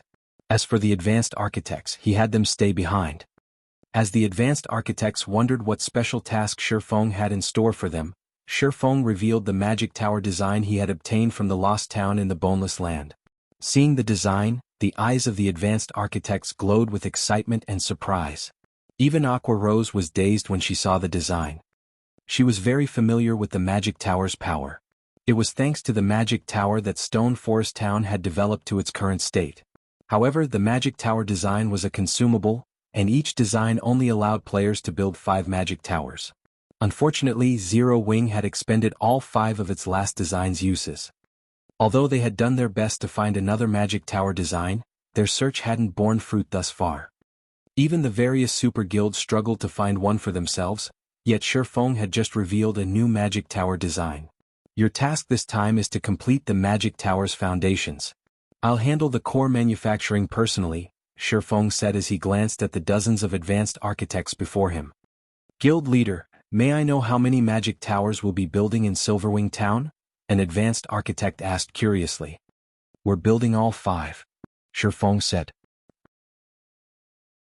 The players before Shifeng gasped, and even Aqua Rose stared at her guild leader with wide eyes. These were magic towers they were talking about. Even one magic tower was enough to forge a popular battle arena. They had only constructed 3 magic towers in Stone Forest Town to protect the town from invasion. Spending a full magic tower design on Silverwing Town was simply extravagant. Chapter 1729, Building Up Silverwing Town. Chapter 1729, Building Up Silverwing Town. Guild leader, both the battle arenas in Stone Forest Town and Zero Wing City are crowded with players right now. If we split some of these magic towers to our other locations, we'll definitely increase our profit margins from both battle arenas. Silverwing Town is only basic rank right now. It can only accommodate so many players at a time. It wouldn't be wise to build all 5 magic towers here, Aqua Rose advised. Moreover, concentrating all of our resources in a single location won't be good for the guild's development. If we share some with the Branch Guild and the Black Dragon Empire, developing Snow's side will proceed far more smoothly. Zero Wing was the #1 guild in Starmoon Kingdom, but that wasn't the case in the Black Dragon Empire. Not only did the Empire have plenty of large guilds, but it also had more than enough first-rate guilds. The competition between guilds in the Empire was intense. Although large-scale guild wars weren't frequent, small skirmishes involving teams of hundreds occurred almost daily. If Zero Wing wished to increase its influence in the Empire, it would have to get involved in even more skirmishes. Meanwhile, this would no doubt increase the guild's expenditure. After fighting in multiple and consecutive large-scale wars, Zero Wing had exhausted most of its savings. Unlike other kingdoms and empires' various large guilds, Zero Wing no longer had a reserve of funds and resources it could rely on to develop steadily. The situation in the Black Dragon Empire was much more stable than in Starmoon Kingdom. Aside from small skirmishes, the guilds in the Empire didn't really encounter a lot of problems in their development. As a result, guilds there developed much quicker than the guilds in Starmoon Kingdom. The Empire's guild players had much higher equipment level and quality than that of Starmoon Kingdom's guild players. Many of the Empire's guild experts had also begun challenging their Tier 2 promotion quests. In fact, the first-rate guilds there had even started raiding level 50 super large-scale team dungeons. There's no need for that right now. Silverwing Town takes precedence over everything. When we have enough resources, try to build as many defense turrets in the town as possible, Shifeng said, shaking his head. While Silverwing Town has already been established, it's still uncertain if Zero Wing can actually defend it. Although there were plenty of resources available in the Black Dragon Empire, the Orc Empire's primordial divine ruin was much more important. It might be a different story if the Orc Empire's primordial divine ruin was an ordinary one, but housing a passage to Primordial City increased its value by several times. Stone Forest Town couldn't compare to Silverwing Town's potential value. Previously, Stone Forest Town had only managed to attract so many players because the Stoneclaw Mountains turned into a regional dungeon. After players reached level 50, the Stoneclaw Mountains weren't accessible to them. However, a primordial divine ruin that was connected to Primordial City would never fall behind the times. Even superpowers had gone all out to monopolize primordial divine ruins with a pathway to Primordial City. This was because Primordial City offered quite a bit of help to players as they challenged their promotion quests. Although players received less help from Primordial City as they reached higher tiers, as long as the city was even the slightest bit helpful, it was still extremely valuable. The various superpowers had yet to realize the true value of Primordial City. They merely treated it as a source of combat techniques and some other valuable resources. Hence, they still held a wait-and-see attitude in regard to Silverwing Town. Once they discovered Primordial City's true value, however, they would do everything they could to obtain Silverwing Town. Beast Emperor would be the least of Zero Wing's worries. Zero Wing needed to strengthen Silverwing Town to the best of its abilities. Aqua Rose gawked at Shifeng's reply. She felt that Shifeng was simply insane. Not only did he want to build 5 magic towers in Silverwing Town, but he even planned on constructing a large number of defense turrets. Was he trying to turn Silverwing Town into a fortress? If the other guild upper echelons found out, they would definitely curse Shifeng's wasteful behavior. Seeing as Shifeng had no intention of changing his mind, Aqua Rose gave up on persuading him and started designating work for the basic and intermediate architects. As Silverwing Town had just recently been built, aside from some basic constructions and a few wandering NPCs, the town had practically nothing in it. Fortunately, Aqua Rose had brought over 600 basic and intermediate architects with her this time, and since they only had to build basic constructions, their building speed was extremely fast. The players observing Silverwing Town from afar quickly discovered the emergence of bars, hotels, smithies, restaurants, and shops in the town's empty spaces one after another. When they saw the smithies in the town, their eyes glowed with excitement. Although they could obtain a lot of resources and contribution points from fighting in the Orc Empire, fighting the Empire's monsters put an unprecedented burden on their weapons and equipment. At most, their weapons could last through one day of grinding. Despite the Orc Empire being such a large map, guilds had only captured 4 towns thus far. Moreover, all 4 of the guild towns were in the Empire's outer area. If they wanted a fruitful harvest, they needed to grind in the neutral map's inner area at the very least. A round trip between the Empire's inner and outer areas took over 10 hours even on a mount. During the trip, There was even a risk of encountering a mid-sized or large-sized orc patrol squad. If a team came across such a patrol squad, it would either get annihilated or suffer severe losses. On the other hand, not only was Silverwing Town located right beside the primordial divine ruin, but it was also close to the Empire's inner area. Even if they couldn't enter the primordial divine ruin, they could travel into the Orc Empire's inner area via Silverwing Town. Shi Feng reached the guild hall's first underground floor. Standing inside the magic array carved in the center of the floor, Shi Feng took out the Heroes chapter to summon Craig Midlands. Originally, Shi Feng had intended to use this Heroes chapter on Zero Wing City. However, to increase Silverwing Town's security, he decided to use it on his newly acquired town instead.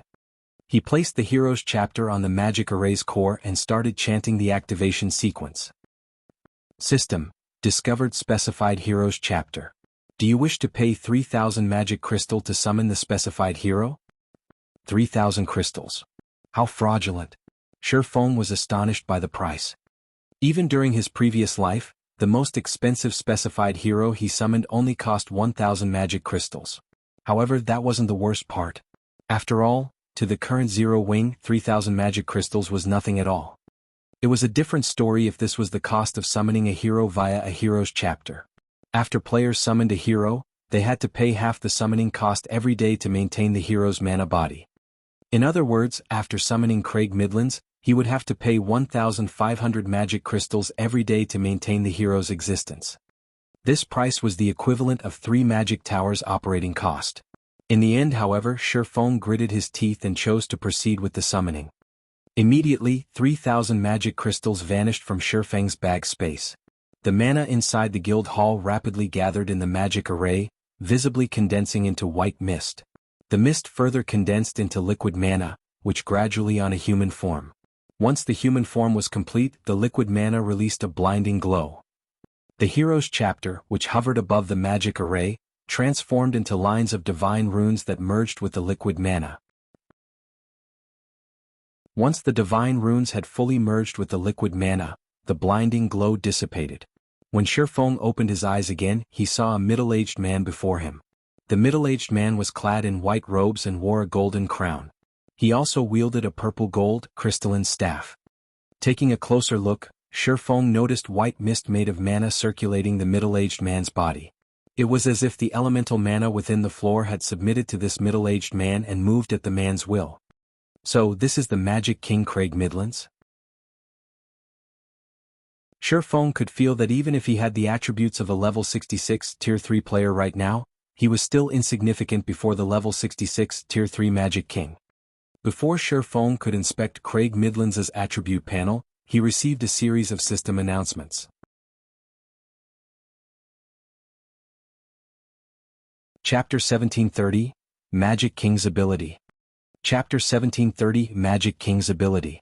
Inside the Silent Guild Hall, Shi Feng could not help but be stunned when he looked at the system announcements he just received. System announcement: the Orc King has obtained the Ironblood Staff and unified the various Orc tribes. Activating the regional dungeon Orc Capital City. System announcement: the Orc Empire has begun its invasion of its neighboring countries and constructed many teleportation war fortresses. System announcement: the Orc Empire has joined the Dark Alliance. The Orc Empire is now classified as a glory battlefield. Shi Feng wasn't the only person shocked by the appearance of these 3 system announcements. The players residing within the Orc Empire and its neighboring countries were all stunned by these sudden announcements. A regional dungeon, fortresses, and a glory battlefield?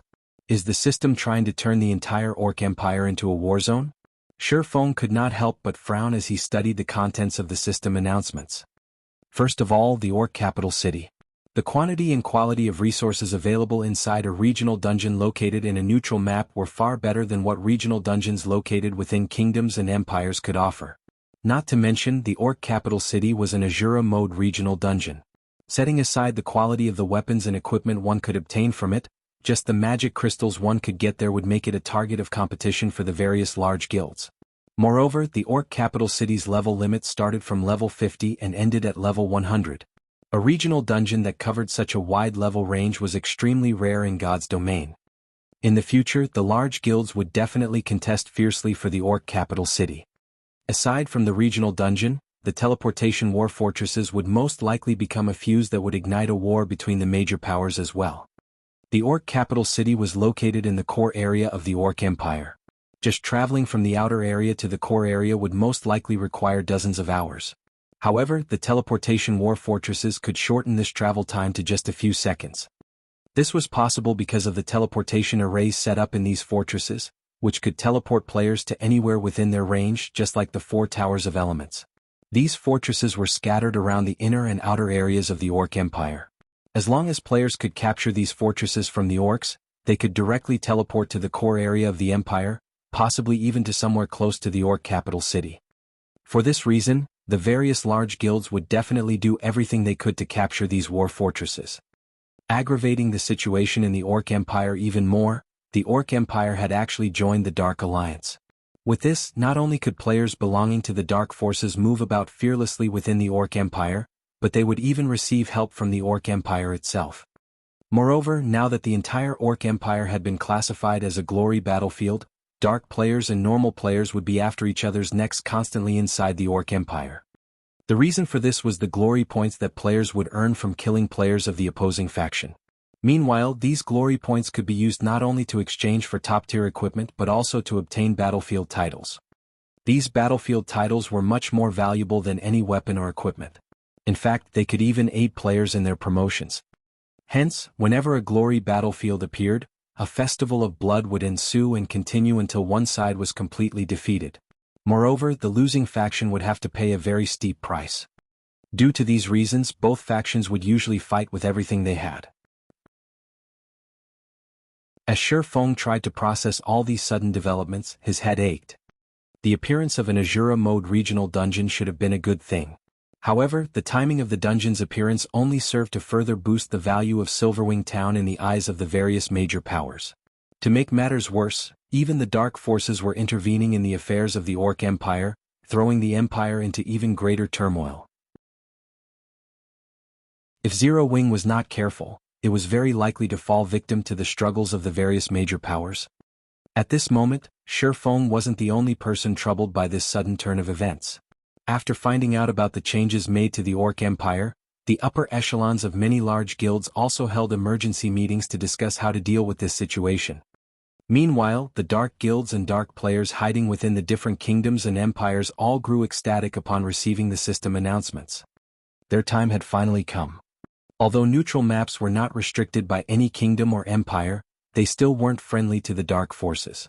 Dark players would have a much more inconvenient time leveling up in neutral maps than normal players. However, now that the Orc Empire had joined the Dark Alliance, the entire empire became the territory of dark players. They would have a much easier time moving in the Orc Empire than in other NPC kingdoms and empires. In fact, they could even teleport directly into the Orc Empire. Moreover, they also wouldn't have to keep sneaking around and hiding their identities in the Orc Empire, as the Orcs were now their allies. Now, they could not only kill other players in such a favorable environment but also earn glory points in doing so. The Orc Empire was basically heaven to dark players like them right now. Even if some independent dark players were not particularly interested in this matter, the various dark guilds would definitely exploit this situation to the fullest.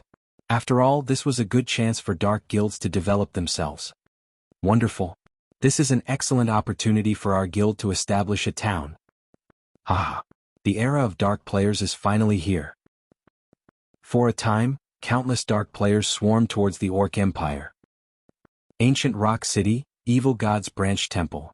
After finding out about the latest changes of God's domain, Beast Emperor was also beaming with joy.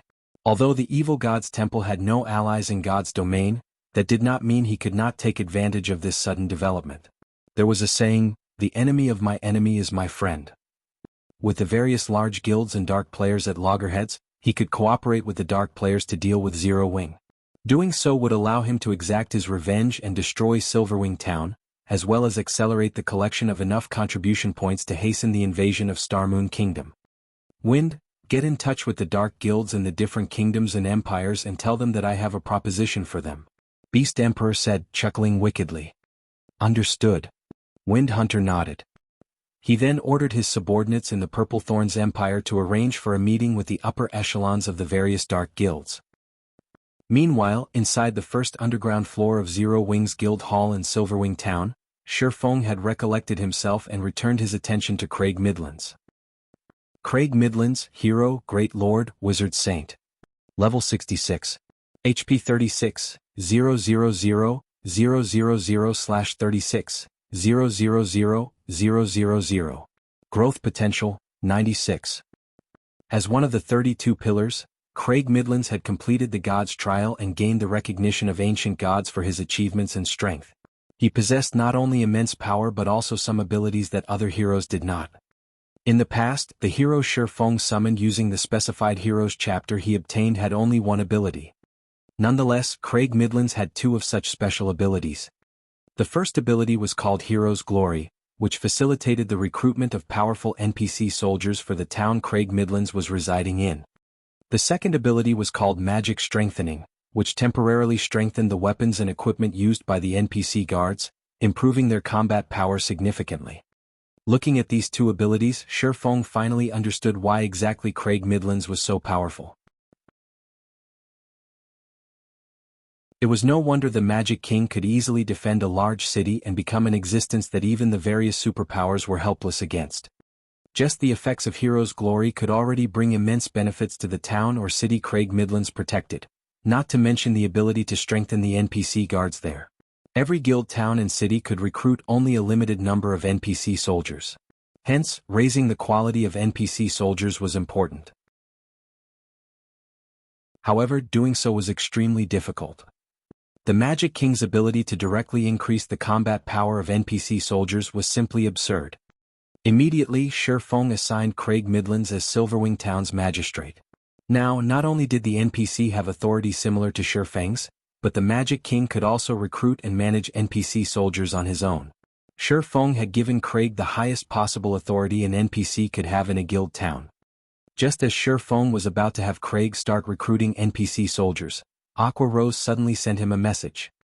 The contents of the message were straightforward. The foundations of the 5 magic towers have already been completed. Only the cores are missing now. They're done already? Sure enough, having advanced architects construct the magic towers is much better. Shifeng felt a little surprised as he read the message. However, after giving the matter some thought, he found it reasonable.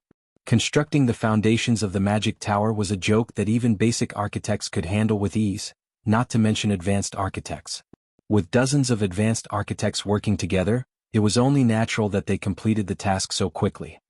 Following which, Shifeng had the Magic King take independent action. As for himself, he left the guild residence and hurried to the magic towers in Silverwing Town.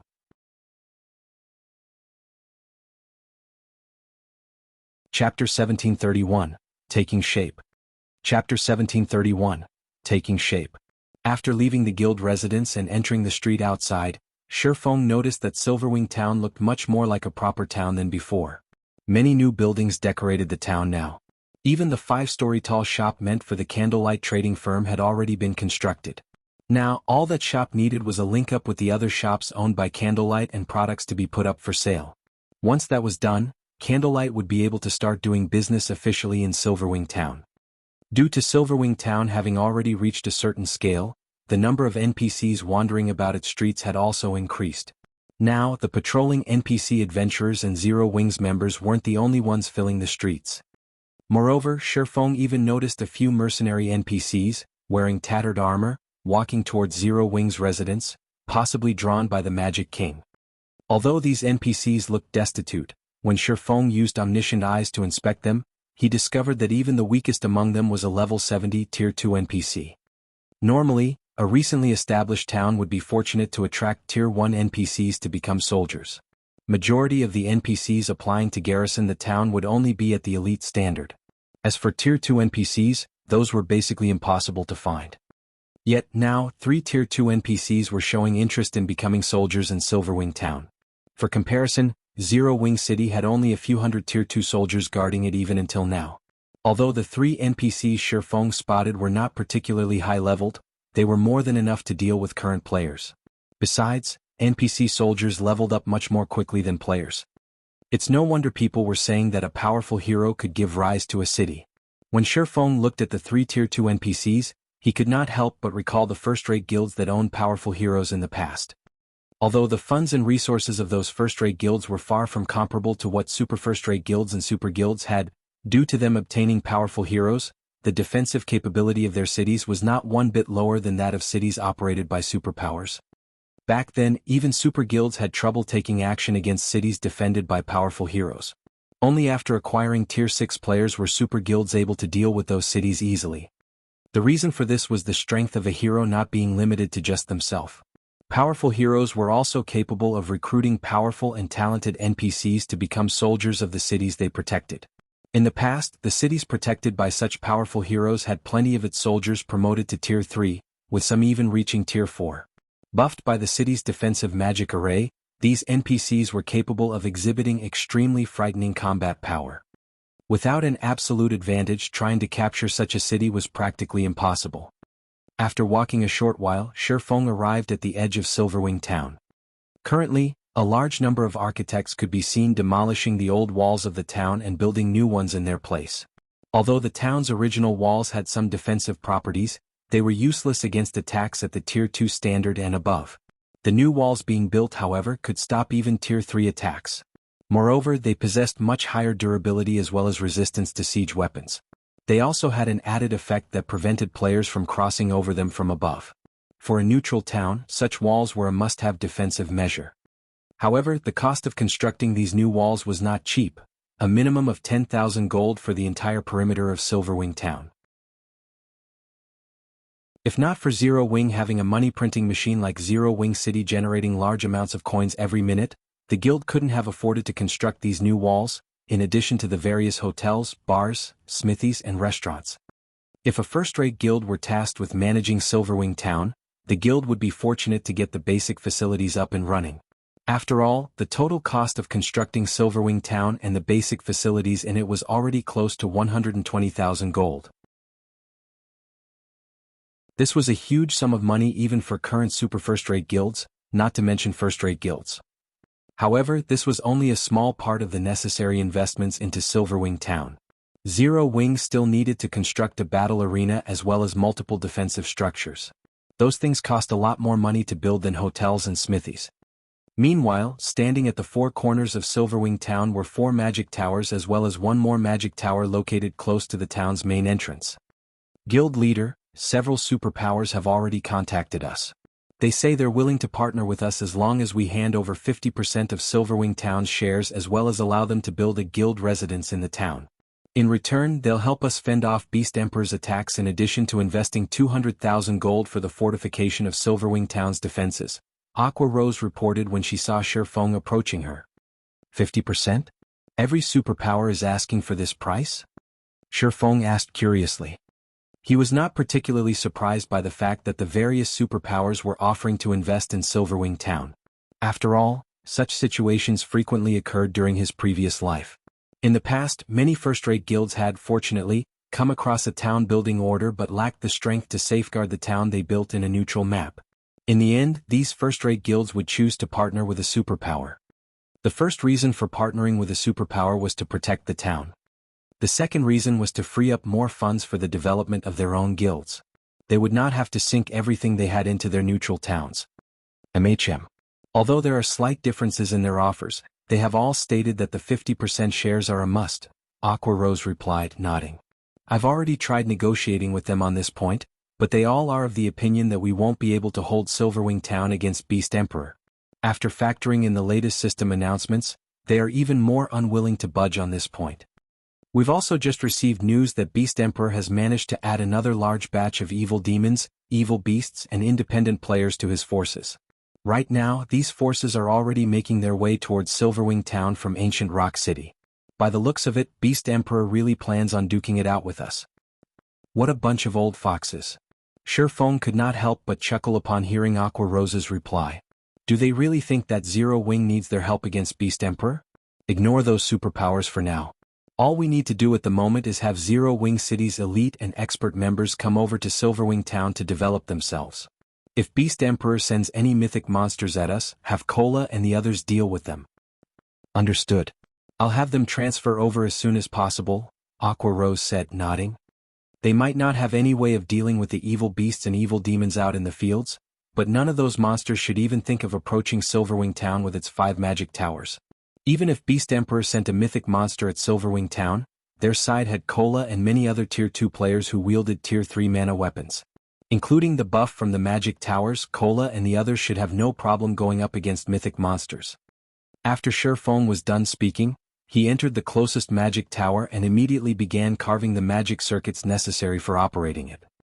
The magic circuits were formed using advanced magic arrays. For other players, this was a very difficult and time-consuming task.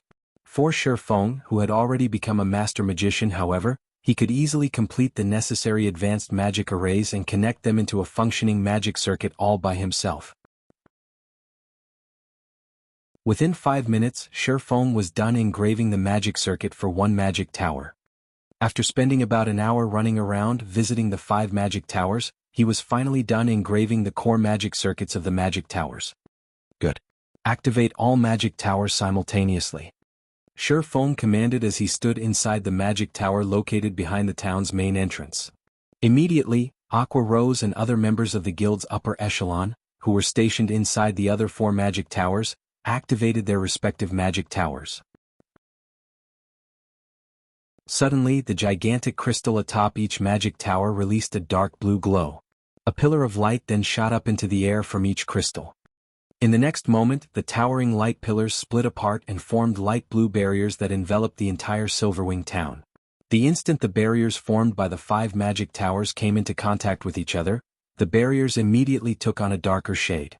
By the time the barriers of the 5 magic towers fully merged with each other, a dark blue translucent dome had formed around the entire Silverwing town. The spectacular scene was visible even to players over at the primordial divine ruin. What's going on? What's happening in Silverwing town? Everyone present at the primordial divine ruin was dumbfounded as they looked at the dark blue dome covering Silverwing town, because they could feel the density of the mana around them actually increasing gradually.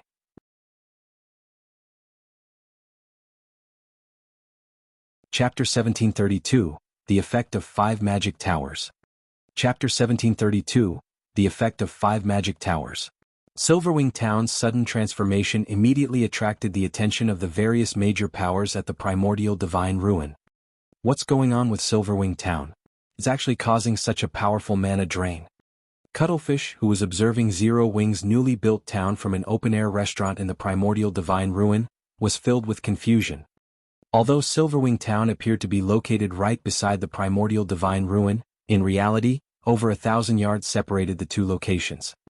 Despite the distance, the commotion in Silverwing Town affected even the primordial divine ruin.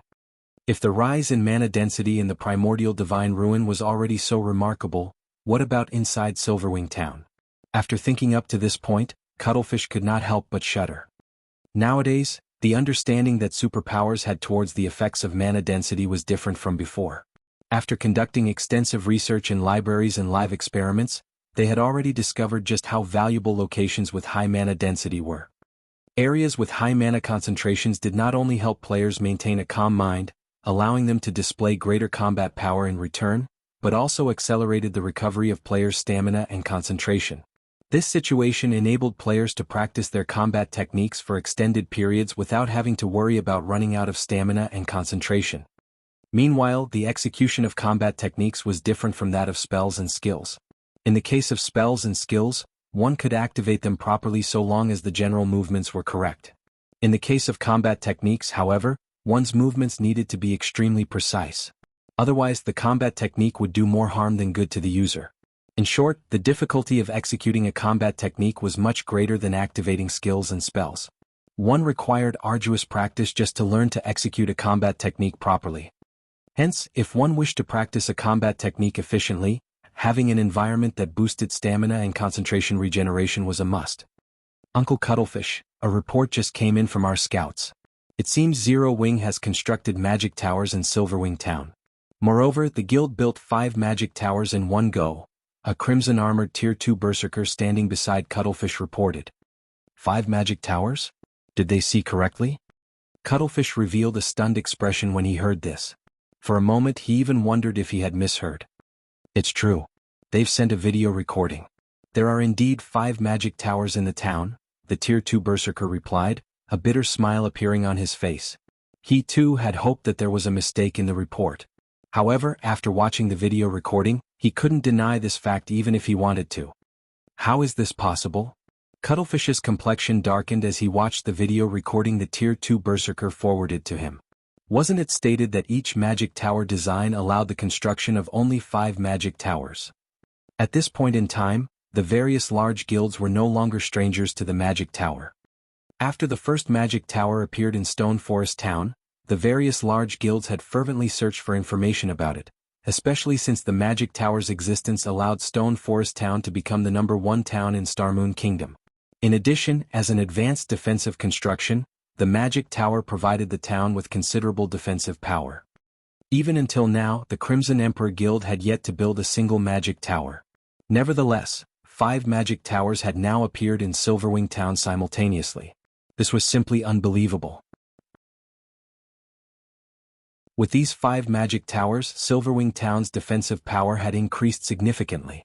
Even if Beast Emperor wanted to destroy Silverwing Town, he would face an uphill struggle to do so.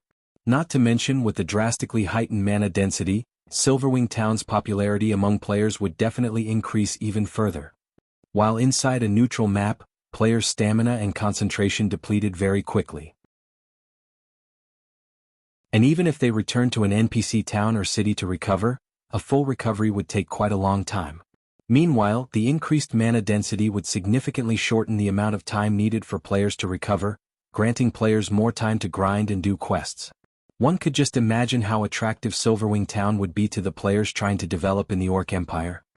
With this, Crimson Emperor would also have much greater difficulty in acquiring the shares of Silverwing Town. At this moment, besides Cuttlefish of Crimson Emperor, members of the other superpowers present in the Primordial Divine Ruin were also frowning at this situation. Damn it! Just where did Zero Wing obtain another magic tower design from? The upper echelons of the various superpowers were filled with envy as they looked at the 5 magic towers of Silverwing Town. Right now, even a fool could tell that Silverwing Town had a promising future ahead of it. News about Silverwing Town having 5 magic towers spread like wildfire. For a time, the expert players that had been hesitating over developing themselves in the Orc Empire started migrating to the Empire in large numbers. Meanwhile, inside Silverwing Town. So, this is the effect of having 5 magic towers in a single town? Shurfeng was a little surprised as he felt the density of the ambient mana. He also noticed an additional buff appearing in his status window. Spirited State. If you remain in this state for 5 hours, your EXP gain will increase by 30% for 1 hour. If you remain in this state for 10 hours, your EXP gain will increase by 30% for 2 hours. Shurfeng's eyes glowed when he read the description of this buff. Moreover, aside from this additional buff, the 5 magic towers also received a boost to their attack range, their defensive radius now covering 6,000 yards. Shurfeng had never imagined that constructing 5 magic towers in a single town would bring such bonuses. This was his first time learning about such a matter. However, this was also a reasonable situation. After all, magic towers were incredibly precious. This was true even after 10 years had passed in God's domain. In his previous life, the various superpowers would split the magic towers they had to as many towns as possible. Even in important towns and cities, they would construct 3 magic towers at most. Nobody had been willing to spend an entire magic tower design on a single location. If the various large guilds in his previous life had found out that there was such a benefit from constructing 5 magic towers in a single location, most likely every guild that acquired a magic tower design would spend it entirely on a single town or city. After all, in Stone Forest Town, one needed to stay in a hotel to acquire this Spirited State buff. Yet now, just being inside Silverwing Town granted players the buff. Only the effects of the buff were inferior to the one gained by staying in Stone Forest Town's hotels, as the 30% increased EXP gain lasted only 2 hours. Even so, this buff was still extremely valuable. Now that such a benefit was available for free, the number of players willing to visit Silverwing Town would definitely increase even further. Most likely, the town would be able to develop into an intermediate town within a short period. Afterward, Shurfeng called out Silverwing Town's system interface and allowed access to non-guild members. Quick look. Silverwing Town is now open to the public. Some observers quickly noticed the change in the town's status. Suddenly, countless players swarmed into the town. I'm in a spirited state. What's going on? Is this a joke? We can accumulate 2 hours of increased EXP gain buff just by staying inside Silverwing Town? All hail Zero Wing. The players that entered Silverwing Town could not help but gape in shock when they looked at their status windows. Originally, Silverwing Town was already a very attractive location for players. After all, it not only boasted a higher mana density than even Stone Forest Town but was also located right beside the primordial divine ruin. Now that players could even gain the spirited state buff just by being in the town, Silverwing Town was basically heaven for players. Within just a few minutes of opening to the public, Silverwing Town's player population had already shot past 100,000. Moreover, this number continued to skyrocket. The player population would most likely zoom past 200,000 before the hour was over. Guild Leader, we detected a large number of players and evil beasts heading in our direction through the magic towers. Many among these players are dark players. By the looks of it, they are planning to camp outside the primordial divine ruin and start a war of attrition with us, Aqua Rose said, frowning as she looked at the approaching evil beasts and dark players through the crystal ball of a magic tower. Beast Emperor sure is persistent. Sherfong could not help but chuckle as he looked at the images Aqua Rose sent him. Since that is the case, if they dare come close to the primordial divine ruin, make sure to give them a proper greeting using the magic towers.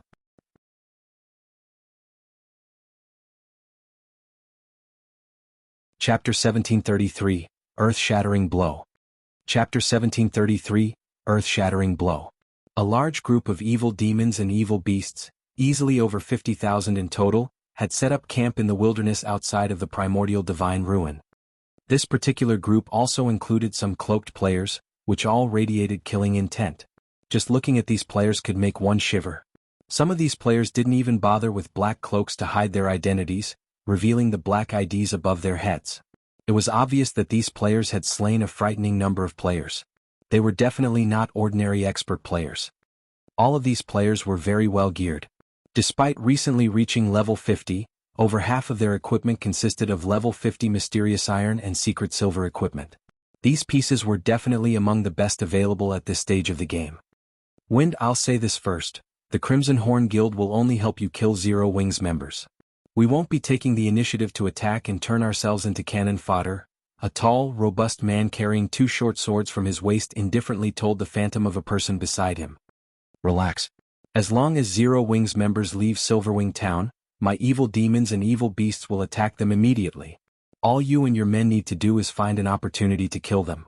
However, don't forget, my goal involves more than making them lose a single level, Wind Hunter reminded the man.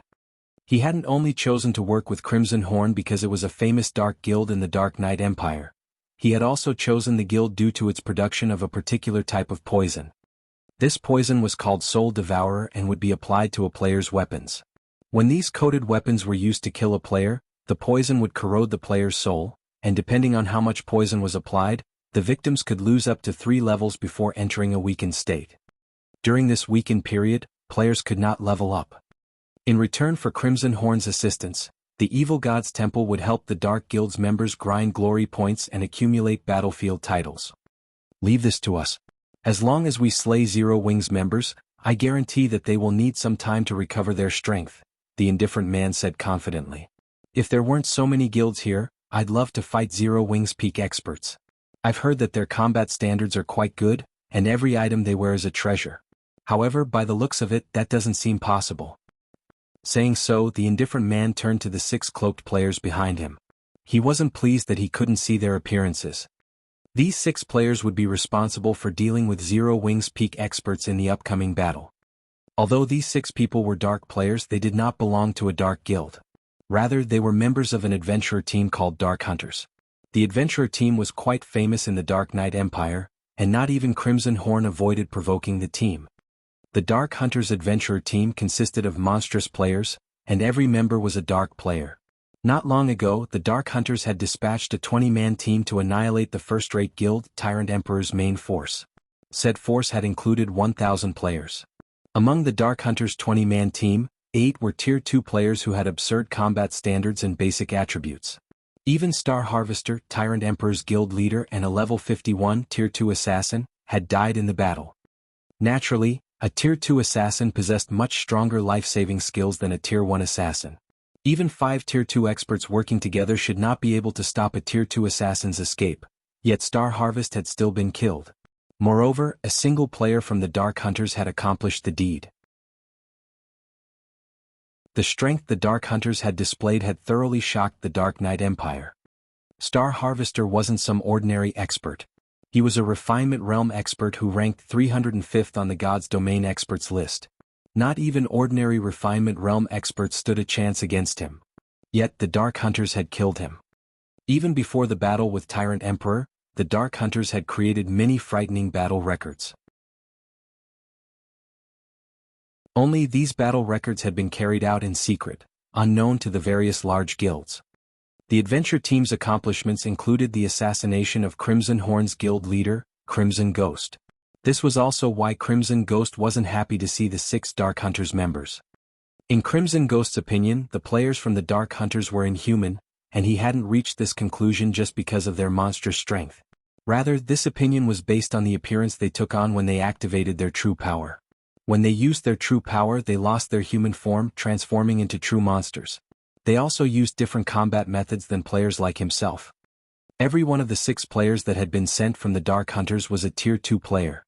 Even without the help of the evil demons and evil beasts, these 6 players were more than enough to deal with Zero Wing's main force members. Since everyone's all here, we'll proceed with the next phase of our plan. First, we'll set up an encirclement around the Primordial Divine Ruin and Silverwing town. But make sure you stay a safe distance away from the town.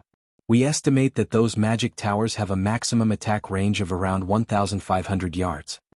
Do not enter that range. We won't be responsible for your deaths. Hearing Windhunter's warning, the various dark players nodded their heads. War weapons were no laughing matter. The magic tower's attacks possessed power at the peak of Tier 3. Moreover, the attacks had very large ranges. Unless one used an invulnerability skill or spell, no player at this stage of the game could block an attack from a war weapon and survive. No, there was one player who could block an attack from war weapon like the magic tower, but none of these dark players believed that they had the strength to rival Black Flame. When Windhunter finished speaking, the present players went into action. Windhunter then organized his evil demons and evil beasts to surround the Primordial Divine Ruin and Silverwing town. Shortly after the evil demons and evil beasts began to move, the players in the Primordial Divine Ruin discovered their advance. There are so many evil demons and evil beasts. That should be at least 50,000, right? Is Beast Emperor launching another assault? The crowd at the Primordial Divine Ruin gulped when they saw the approaching evil beast and evil demon army. Although they knew that Beast Emperor only planned to target Zero Wing, they couldn't help their growing fear and anxiety as they watched the monsters draw near. Good. They're finally here.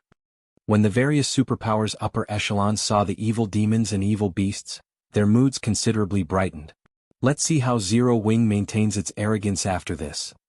As long as Beast Emperor was willing to fight against Zero Wing would be under a considerable amount of pressure regardless of whether Beast Emperor won or lost. In that case, they would have an opportunity to acquire the shares of Silverwing Town. However, when the evil beasts and evil demons were less than 1,000 yards away from the Primordial Divine Ruin, one of the magic towers in Silverwing Town, which stood over 3,000 yards away from the monster army, began to gather energy. The mana around the magic tower swiftly collected at the gigantic crystal atop the tower. After a 2-second charge, a pillar of black-white light shot up from the gigantic crystal. Even the players at the Primordial Divine Ruin could clearly see the pillar. What's Zero Wing trying to do? The sudden development confused everyone watching. As these players wondered about the light pillar, it angled downward and shot into the center of the evil beast and evil demon army. Following which, the light pillar expanded and devoured the nearby evil demons and evil beasts. Every monster at special elite rank or below died instantly as the light washed over them. Only chieftains and above had survived, although the monsters at chieftain rank had very little HP remaining. The attack had even heavily injured the Grand Lord ranked evil demons and evil beasts.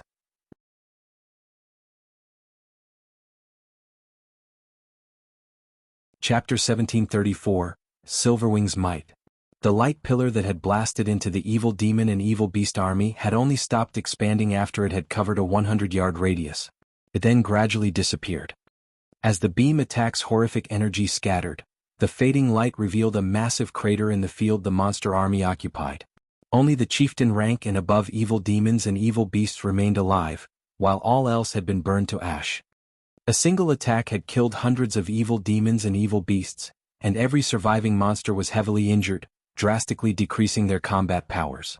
Not even the Grand Lords that had received the attack had been spared. Seeing this, the players at the distant primordial divine ruin gaped in shock. That had been too powerful. The power of that attack could practically rival that of a Tier 4 spell. What's going on? Didn't they say that Silverwing Town's magic towers should only have an attack range of roughly 1,500 yards? The expressions of Crimson Horn's members darkened as they stared at the crater only a short distance away. Had the beam attacks been shifted slightly, it would have killed more than just evil demons and evil beasts. The death count would have included players like them as well. Crimson Horn's members weren't the only ones horrified by this sudden attack. The various superpowers members fell into heated discussions, finding Silverwing Town's attack inconceivable. How does that magic tower have such a long attack range? Cuttlefish wore an ugly look as he stared at the fading light pillar. He had thought that Beast Emperor would force Zero Wing into a corner, preventing the guild's members from setting foot in the primordial divine ruin. However, with such an increased attack range on the town's magic towers, even reaching the ruin itself, Beast Emperor was powerless to stop Zero Wing's members from competing for entry slots. After all, the magic tower's attacks were extraordinarily powerful. If Beast Emperor sent his minions to block Zero Wing's path, the guild would retaliate without mercy. If the magic tower struck too many times, even mythic-ranked monsters would fall, much less the lower-ranked monsters. Before anyone could recover from their shock, another of Silverwing Town's mana towers began to gather mana. 2 seconds later, another black-white light pillar ascended into the sky. In the blink of an eye, another energy beam struck the evil demon and evil beast army, opening another clearing amidst the monsters. Damn it! How is this happening? Windhunter's heart bled as he watched his evil demons and evil beasts fall by the hundreds. He had gone to great lengths to nurture these evil demons and evil beasts. He could accept their deaths if their deaths had meaning, but right now they were nothing more than living targets for Zero Wing. As Windhunter prepared to issue a new command, another beam attack slammed into his monster army. Boom. This time, the attack had taken the lives of more than just a large number of evil demons and beasts. Some of Crimson Horn's members hidden among the monster ranks had died instantly. Retreat. Everyone retreat. Crimson Ghost shouted through the team chat with an ashen complexion. Dark guilds had far fewer members than ordinary guilds. A very powerful dark guild generally only had around 30,000 members. Crimson Horn had barely over that count. For this operation, Crimson Horn had dispatched 2,000 expert members, nearly every expert in the guild. And that last beam attack had killed over 100 Crimson Horn experts. At this moment, Crimson Ghost developed a deep hatred for Windhunter. Because of Windhunter's misinformation, Crimson Horn had lost over 100 experts for no good reason. As dark players, the death penalty they suffered was much more severe than ordinary players. Even though their alignment with the dark forces would lighten their death penalty slightly, it was still harsher than what ordinary players faced. Now that over 100 Crimson Horn experts had been killed, the guild had lost over 5% of its peak combatants. If they suffered another blow like that, the consequences would be unimaginable. Just as Crimson Horn's members began to retreat, Zero Wing's members flooded out of Silverwing Town. Although only a little over 2,000 guild members had emerged, every one of them rode a majestic thunder wolf. The spectacular scene of 2,000+ thunder wolves stunned both the spectators and Windhunter's group. Bastards! Windhunter bellowed in rage as he watched Zero Wing's army charge towards him. After bombarding his army with the magic towers, Zero Wing actually took it a step further and sent its members to pursue his remaining forces. It was obvious that Zero Wing wanted to show everyone that the evil god's temple was not a foe worth worrying about. To make matters worse, Zero Wing had only dispatched a little over 2,000 members for the pursuit. If news of this spread, the evil god's temple's prestige would be tarnished. The temple would become a laughingstock in the Orc Empire. Immediately, Windhunter had his evil demons and evil beasts charge at Zero Wing's army, even going as far as to mobilize 2 mythic evil beasts. Although the magic tower's attacks were powerful, they couldn't easily take down mythic-ranked monsters. In fact, the 2 mythic evil beasts would have no problems escaping the battlefield even after annihilating Zero Wing's force. Moreover, with how far the magic towers could reach, Zero Wing wouldn't dare to fire on the evil demons and evil beasts as they clashed with the guild's members. Suddenly, one level 60+ evil demon and evil beast charged towards the incoming players, but before they could reach their targets, 2 more beam attacks plowed into the monster's front line. The beams wiped out any elites and special elites they struck while leaving the rest heavily injured. After the 2 beam attacks descended, Zero Wing's members, who wielded mana weapons, finally made contact with the evil demons and evil beasts. The moment they did, they started a slaughter. The Zero Wing experts wielding Tier 2 mana weapons could fight a Lord-ranked evil demon or evil beast, even when the monsters were at their peak toe-to-toe. Hence, the weakened chieftains and lords posed no threat to Zero Wing's melee players. In addition, the ranged DPS provided cover fire, and the healers maintained everyone's HPs from the rear. Overall, the first wave of evil demons and evil beasts that met Zero Wing's army in combat was no match for Zero Wing's army. Finally, the 2 mythic-ranked evil earth dragons arrived before Zero Wing's forces, their massive frames looming like 2 mountains. The evil earth dragons then released deafening roars as they swiped their massive claws at the enemy players. However, before their claws could reach the melee players before them, 2 figures appeared before each monster. One of these figures was Kola, while the other was Turtledove, and the 2 MTs had already activated the power of darkness, increasing their attributes significantly. Silver divine runes illuminated the Tier 3 mana weapons in their hands, and once the 2 guardian knights reached the evil earth dragons, they swung these weapons at the incoming claws. Tier 2 skill, Divine Adjudication. A golden glow bloomed before the 2 guardian knights as the 2 evil earth dragons' gigantic claws abruptly halted mid-swing. No matter how much force they used, they couldn't even move their claws an inch farther. After a brief moment, 2 explosions shook the area. The 2 level 75 evil earth dragons stumbled 5 steps back, and the ground beneath them trembled as they moved. Before the mythic evil beasts could recover their stances, Kola and Turtledove advanced once again and arrived before their targets. They then swung their weapons, and the silver divine runes covering the Tier 3 mana weapons brightened as the blades fell on their targets. Tier 2 skill, Dragon Annihilator. Tier 2 skill, Current Blade. Kola and Turtledove used their respective legacy skills without hesitation. The moment their attacks connected with the evil earth dragons, the 2 mythic monsters let out agonizing cries as they were pushed back by 20 yards, a damage of over -800,000 appearing above each of their heads. Although the evil earth dragons' HP bars had only decreased by a very small fraction, barely noticeable to ordinary players, expert players with acute perception noticed the change. The players watching from the primordial divine ruin were frozen with shock, staring at Kola and Turtledove with dumbfounded expressions.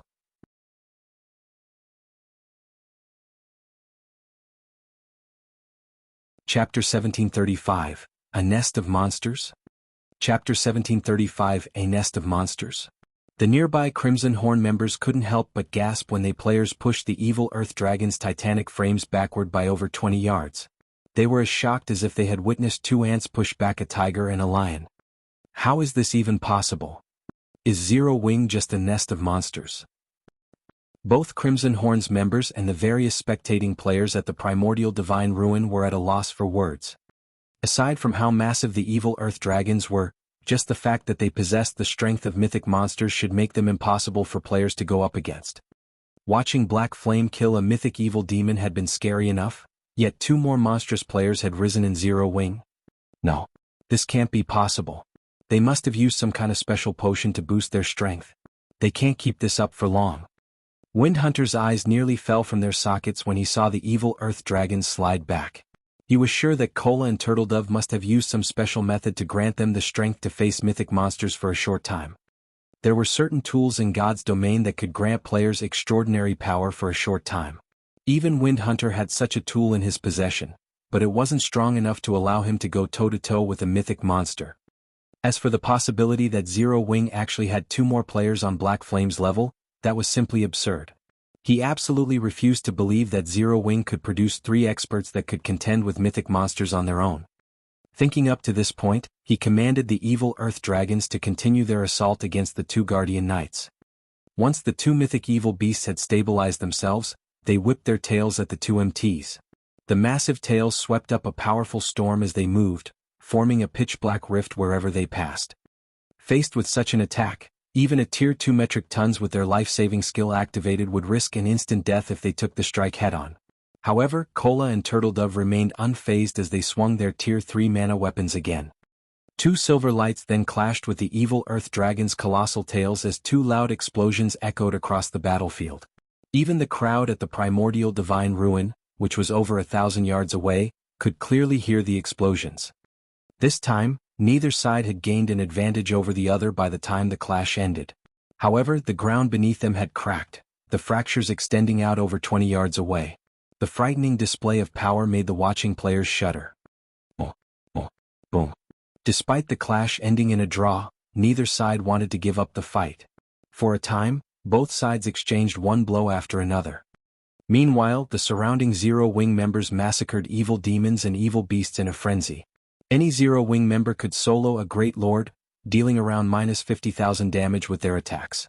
As for Aqua Rose, Alluring Summer, Blackie and Violet Cloud, who wielded Tier 3 mana weapons, their spells easily dealt over -100,000 damage to their targets, with some dealing over -200,000 damage.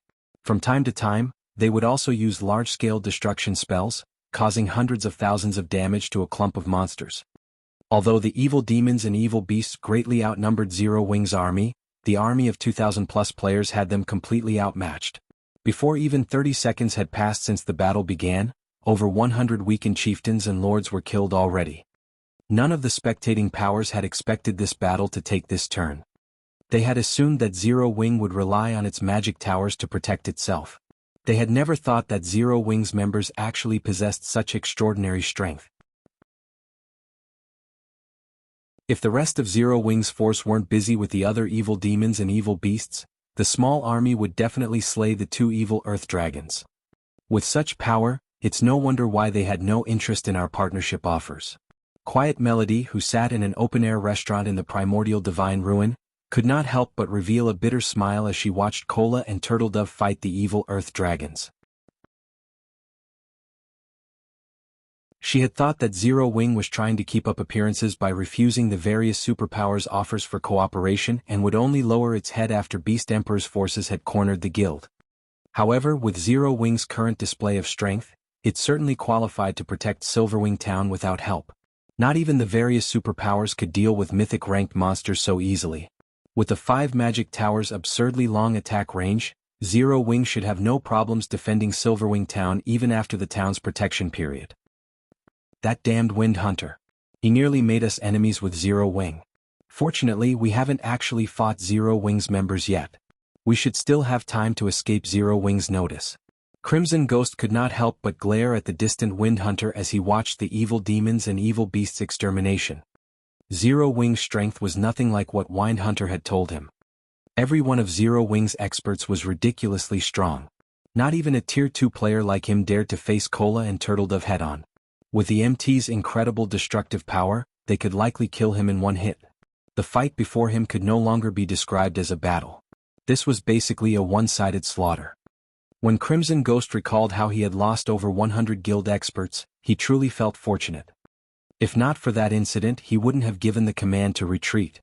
Had his army of 2,000 players assaulted Zero-Wing's members, the consequences would have been disastrous. Seeing Zero-Wing's frightening combat power also instilled an indescribable shock in Crimson Ghost. Not even the super first-rate guilds that ruled over the Dark Knight Empire were capable of fielding such a powerful player army. Yet, an up-and-coming guild from Starmoon Kingdom had accomplished just that. Moreover, based on his investigations, Zero-Wing didn't have the support of any backers. Meanwhile, the 6 cloaked players from the Dark Hunters rested in a corner of the battlefield. After observing the battle for some time, the ranger carrying a crystalline longbow shook his head. This won't do. Zero-Wing's members are much stronger than we anticipated. We're canceling our plans to plunder their weapons temporarily. Leader, although Zero-Wing is clearly stronger than we had assumed, it isn't entirely impossible to kill the guild's ordinary experts. Those experts haven't even reached Tier 2 yet. We can simply kill them and flee. The commander definitely won't let us off the hook if we fail this mission. Although the ranger leading this party wanted to cancel the operation, the other 5 members shook their heads, objecting to the idea. When they thought about how frightening their commander was in particular, and the punishment awaiting them if they failed, they couldn't help but shudder. Their party leader might be able to bear the penalty, but they couldn't. Hearing his party members' objections, the ranger glanced at Zero Wing's ordinary experts. As his party members had said, although these Zero Wing players had higher basic attributes than theirs, their combat standards were lacking. They hadn't even reached the half-step refinement realm yet. Most importantly, these ordinary experts were all Tier 1 players. The differences between Tier 1 players and Tier 2 players weren't limited to basic attributes. There was also a massive gap between their skills and physiques. With the strength of their 6-man party, they should be able to pick off a few of these ordinary experts before departing safely. Based on his observations, there were fewer than 10 players on Zero Wing's side that could pose a threat to their party. The others weren't a problem. Fine. But finish things quickly. Flee as soon as you get your hands on their weapons, the ranger said, nodding after giving the matter some thought. Their mission required that they obtain the weapons Zero Wing's peak experts wielded, but trying to kill Cola and the others was too much of a challenge right now. On the off chance that Zero Wing's peak experts surrounded them, their deaths would be almost certain. If they targeted the weaker experts, though, they'd have higher chances of success. Although they wouldn't obtain the weapons Zero Wing's peak experts wielded, at least they wouldn't return empty-handed. Under the Ranger's lead, the Dark Hunter's 6-man party charged towards Zero Wing's members, who were embroiled in a battle with the evil demons and evil beasts.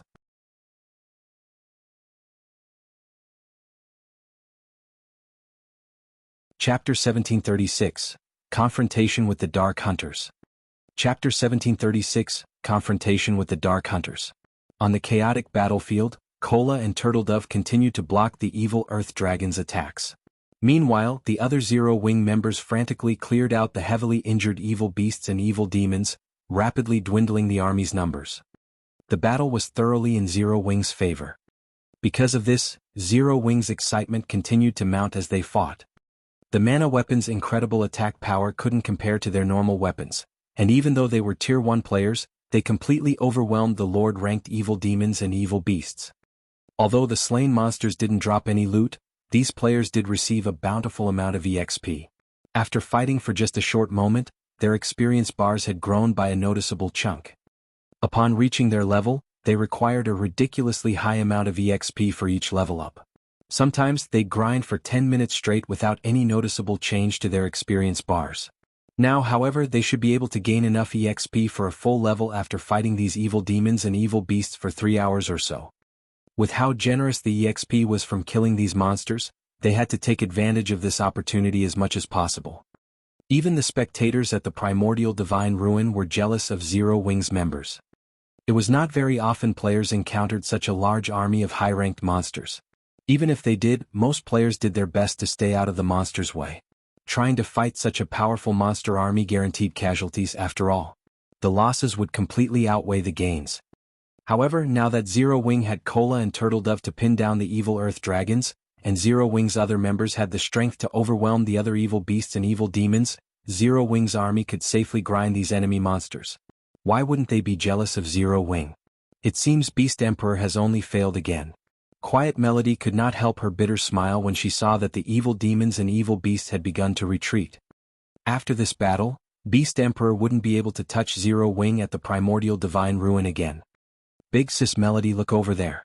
A few dark players seem to be charging into the battle, Blue Jade said suddenly as she pointed at the 6 figures rushing into the heart of the battlefield with flying speed. They must intend to attack Zero Wing. These 6 players were none other than the 6 from the Dark Hunters Adventurer team. What a powerful concealment technique. Who are those people? Quiet Melody watched the rapidly moving figures with astonishment. As one of the Sacred Temple's Vice Temple Masters, she had more than great combat power. She also possessed acute perception.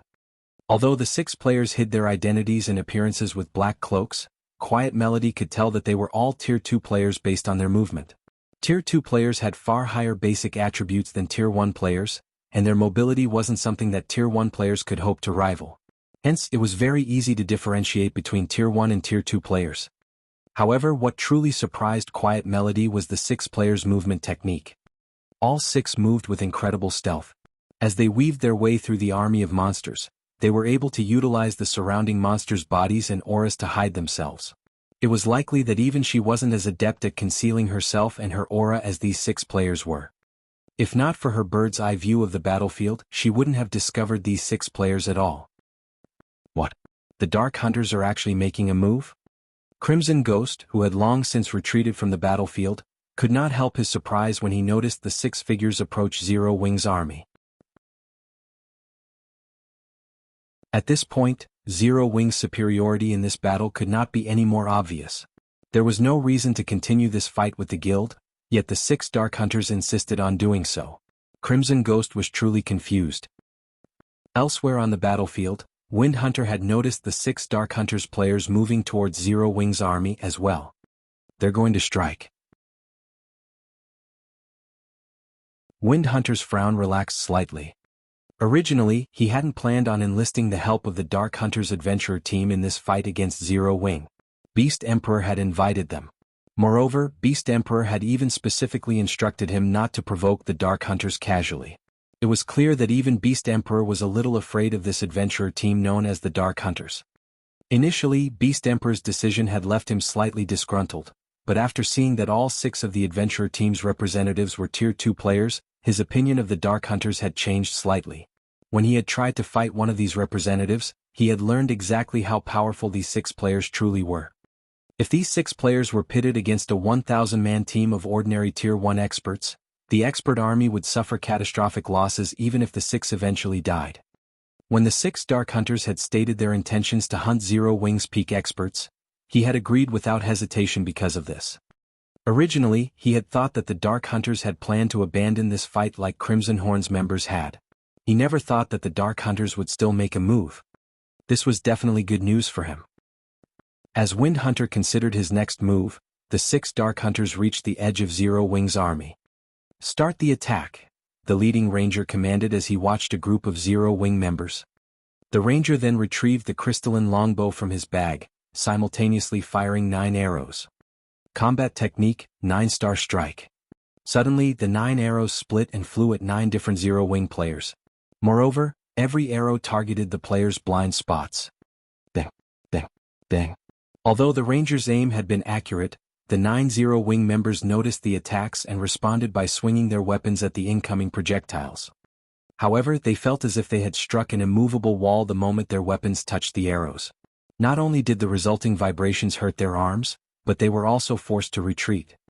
The power the arrows contained could even rival a High Lord's attack. As Tier 1 players, they wouldn't be able to block such an attack unless they used their berserk skills. However, Zero Wing's ordinary experts all wielded Tier 2 mana weapons, which granted them great strength. They could also stabilize their postures after retreating about 4 steps. Unfortunately, before the 9 Zero Wing members could locate their attacker, they noticed multiple skills and spells flying at them from multiple directions. Before they could react, these skills and spells smashed into them. Needless to say, these attacks had originated from the other 5 Dark Hunters. The 9 players from Zero Wing rapidly lost HP. Only the plate armor classes retained around 2/3 of their HP, while the rest had more than 50%. After the brief clash, the 9 Zero Wing members realized that they had encountered a powerful foe. They immediately activated their mana weapons, attacking their ambushers. Facing attacks that could rival the power of High Lords, the 6 Dark Hunters chose not to block the attacks directly, but to dodge or deflect them. This situation rendered the 9 Zero Wing members utterly helpless about their current predicament. Before the rear-line healers could heal the 9 injured players, the 6 Dark Hunters launched another wave of attacks, easily slipping past the Zero Wing members' defenses and killing the 9 experts instantly. This shocked the nearby Zero Wing players. Even the upper echelons from the various major powers who watched from the primordial divine ruin couldn't help but gasp. Too fast. Although the 9 players from Zero Wing had yet to reach the refinement realm, their basic attributes almost rivaled Tier 2 players. They should wield the strength of a High Lord of the same level, yet the 6 Dark Hunters had effortlessly ended their lives. Although the Dark Hunter status as Tier 2 players was part of the reason for their success, The various major powers' upper echelons recognized the absolutely perfect coordination between the 6 players. Even if the 9 targeted players had been refinement realm experts, the ambush's outcome would likely have been the same. After the 9 Zero-Wing members had died, they had dropped a total of 18 items, far more than normal. 3 of these 18 items were Tier 2 mana weapons. Good. We're retreating. The leading ranger commanded after snatching up a Tier 2 mana weapon. He then turned and fled.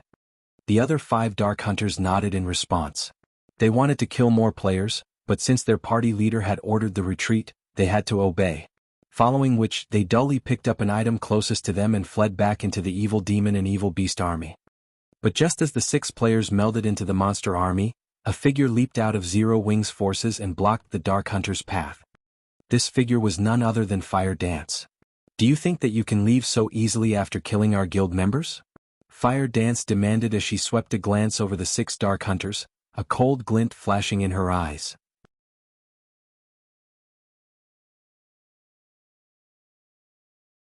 Chapter 1737, Soloing the Dark Hunters. Chapter 1737, Soloing the Dark Hunters. Fire Dance's sudden appearance abruptly halted the 6 Dark Hunters' retreat. Fire Dance didn't currently wear her black cloak, so both her appearance and level of 52 were available for everyone to see. Although her weapons and equipment didn't particularly stand out, Fire Dance radiated an unruly charm that felt like a daunting pressure weighing down on these Dark Hunters members. When the Dark Hunters looked at Fire Dance, she seemed like the absolute overlord of her surroundings. So fast. Fire Dance's appearance had surprised Lonely Lamp, the ranger and the Dark Hunters' party leader. His party had specifically chosen to strike far away from any of Zero-Wing's peak experts. The closest peak expert had been several hundred yards away. By the time the guild's peak experts could have ridden to the rescue, their party would have already completed their mission and fled the battlefield. Less than 20 seconds had passed since they had launched their assault against Zero-Wing's 9 ordinary experts, yet Fire Dance had caught up with them. Her movement speed should be nearly double theirs. What bold words. Do you believe that you can stop all 6 of us by yourself? An emaciated assassin among the Dark Hunters asked, sneering. That's right. We are surrounded by evil demons and evil beasts. Do you really think your allies can come to your aid in time? A beautiful female elementalist said with a faint smile. Our original mission was to kill Zero-Wing's peak experts like you. Now that you dare to block our path, we'll just use this opportunity to kill you. That way we'll complete our mission perfectly. The other Dark Hunters nodded in agreement, killing intent radiating from their eyes. They currently stood in the midst of the evil demon and evil beast army. They were also roughly 200 yards away from the nearest Zero-Wing member. It would take quite some time for Zero-Wing's members to reach their location. They might not be confident in taking on Fire Dance one-on-one, but they outnumbered the female assassin by 6 to 1. By charging at them alone, Fire Dance had simply jumped into the jaws of death. Yet Fire Dance had still been so foolish. Her actions rendered them utterly speechless. Was she a fool? Or had the woman lost her mind? Even the various superpowers who were relatively familiar with Fire Dance's strength were confused about the female assassin's actions, let alone the Dark Hunters' party. Is she tired of living? Does she not recognize those 6 players' strength? When the various superpowers' upper echelons saw Fire Dance charge into the army of evil beasts and evil demons, blocking the 6 Dark Hunters' path, they felt as if Zero-Wing's members were a bunch of lunatics. It wasn't unusual to see Black Flame make such bold and arrogant moves. He qualified to do so after all, but Fire Dance. Ah! Zero-Wing is finally going to suffer a little. Wind Hunter could not help but laugh at the situation. When he noticed Zero-Wing's members trying to reach Fire Dance to offer their help, he commanded some of his evil demons to stop them. While the 6 Dark Hunters had spoken, they had subtly surrounded Fire Dance, preventing her escape. Watch her speed. Ranged players, maintain your distance from her. Sharp, you'll be the distraction. Make sure she doesn't escape. We have to finish this fight as quickly as possible. Lonely Lamp commanded as he retrieved his crystalline longbow from his back. The other 5 Dark Hunters nodded in response. The emaciated assassin, Sharp Blade, then charged at Fire Dance with a Tier 2 Berserker and a Tier 2 Swordsman close behind him. At the same time, the Tier 2 Cleric at the rear cast the Tier 2 instantaneous spell, Holy Mark on Fire Dance. Now, even if Fire Dance used Vanish and entered a forced stealth state, their party could keep track of her. As for Lonely Lamp and the Tier 2 Elementalist, they coordinated their attacks, firing from the female assassin's sides. In the blink of an eye, multiple attacks flew towards Fire Dance from different locations. "Pay for your arrogance." Sharp Blade shouted as he used shadow steps, appearing behind Fire Dance instantly. He then thrust his aqua-blue short sword at Fire Dance's back. Tier 2 skill, Triple Interception. Suddenly, Sharp Blade's short sword transformed into 3 streaks of shadow that aimed for Fire Dance's blind spots. Although each shadow's power wasn't strong, the strikes couldn't be blocked with shields or weapons. They could only be dodged or stopped by a defensive skill. In the meantime, the Berserker charging at Fire Dance from the front raised his battle axe and slammed it at the ground before him. Tier 2 skill, Fracturing Spikes. Stone spikes rose from the ground beneath Fire Dance's feet, entrapping her. Meanwhile, the Tier 2 swordsman used a normal slash against his target. As for Lonely Lamp and the female elementalist, they sent numerous arrows and fireballs at the female assassin. As they watched the 6 Dark Hunters assault, the spectators at the Primordial Divine Ruin gasped. Even the various superpowers peak experts wore serious expressions when they saw this coordinated offensive. The Dark Hunters' coordination and skill utilization were simply perfect. Even peak experts like themselves would fall under such a seamless bombardment. Even Fire Dance, the target of this offensive, was slightly surprised. She hadn't expected such high combat standards from the 6 Dark Hunters, and even their coordination had reached such an impressive level. However, before the numerous attacks could land, Fire Dance split into 6 identical copies of herself. Phantom. This was the 1000 Transformations' first additional skill. Although the 5 doppelgangers couldn't attack, they were invulnerable. Moreover, they could exist for a full 30 seconds. Boom, boom, boom. A series of attacks struck Fire Dance, but her HP didn't decrease in the slightest. Meanwhile, Fire Dance's sudden split and 6 copies had stunned the Dark Hunters slightly, and they paused for a brief moment. These are doppelgangers that can't attack. One of these 6 doppelgangers must be the real assassin. Lan Hua and I will attack the doppelgangers. The rest of you need to keep an eye out for the real body. Lonely Lamp shouted, reacting quickly to the new development. Although doppelganger skills like the one Fire Dance had just used were rare in God's domain, some did exist. Hence, players had learned of ways to counter these skills. In a one-on-one fight, players would have to flee and wait for the skill's duration to end, but if a party were to face such a doppelganger skill, the ranged players could launch AoE attacks, hitting every doppelganger simultaneously to determine the real body's location. The melee players could then take advantage of this information to attack the enemy's main body. Immediately, Lonely Lamp and the female elementalist, Lan Hua, launched spells and arrows at all 6 Fire Dance copies. However, before they could do so, Fire Dance had switched positions with one of her doppelgangers and appeared beside the Tier 2 Berserker. She then lightly swung 1000 transformations at her target. Surprised, the Berserker hurriedly executed Whirlwind Slash to repel Fire Dance. Boom. The instant the Berserker's battle axe collided with 1000 transformations, however, the man's expression darkened. He felt as if he had just struck an impenetrable wall. Not only did his weapon stop abruptly, but the intense feedback forced him to take a step backward. Just as the Tier 2 Berserker stepped back, the Tier 3 Mana Dagger in Fire Dance's left hand glowed with a beautiful red light as the assassin thrust it towards the Berserker's heart. Damn it! The Berserker was close to losing his mind. You forced me to do this. He currently wielded a two-handed weapon.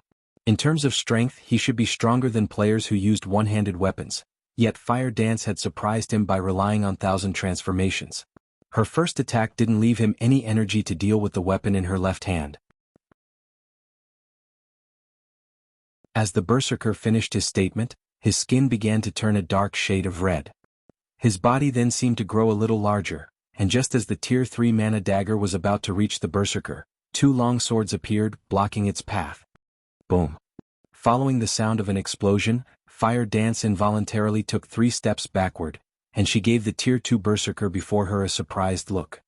The Berserker no longer resembled a human. Instead, he had taken the form of a 4-armed, humanoid lizard. The Berserker now wielded 2 one-handed axes and 2 long swords in his 4 hands. You're quite impressive to force me to transform. but I'll be taking your life now. The Tier 2 Berserker sneered as he charged at Fire Dance. Silence dominated the battlefield. Meanwhile, the spectating crowd at the Primordial Divine Ruin watched this unbelievable scene with dropped jaws. A player had actually transformed into a monster. A mutated player? Shi Feng revealed a surprised expression when he saw the Tier 2 Berserker from Silverwing Town's walls.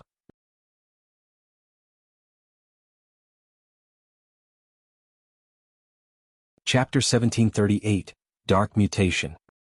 Chapter 1738, Dark Mutation. When the Tier 2 Berserker had transformed, Zero Wing's nearby players were dumbfounded. They had seen plenty of Berserk skills that slightly altered their user's appearance, but this was the first time they had seen a Berserk skill causing such a huge transformation. After transforming, the Tier 2 Berserker's aura had undergone a massive transformation. Not only was his aura much stronger now, but it also no longer felt human. However, this was still not the worst part. The most important change was to the Berserker's body. Currently, the Berserker had 4 arms instead of 2.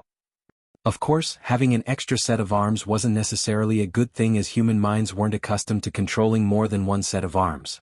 If a person suddenly grew an extra set of arms, they'd have some difficulty controlling the new appendages. However, if the Berserker could control all 4 arms properly, he'd have a massive advantage in battle. A player with 4 arms would be able to execute more varied attack methods than a player with a single set.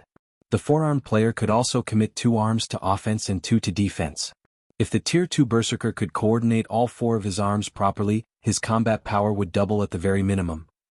Meanwhile, the various Powers spectating members were dumbfounded by the Berserker's transformation.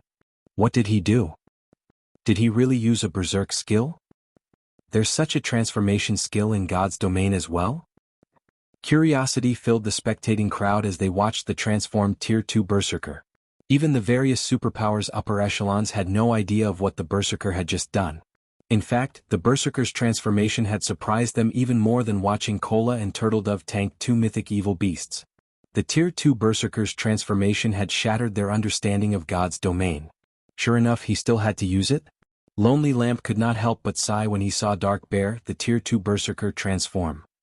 This was the Dark Hunters Adventurer team's greatest secret. Not many people knew about this transformation ability. However, now that they had revealed this secret to the public, their adventurer team would definitely face trouble in the future. However, the Berserker's decision to transform didn't particularly surprise him.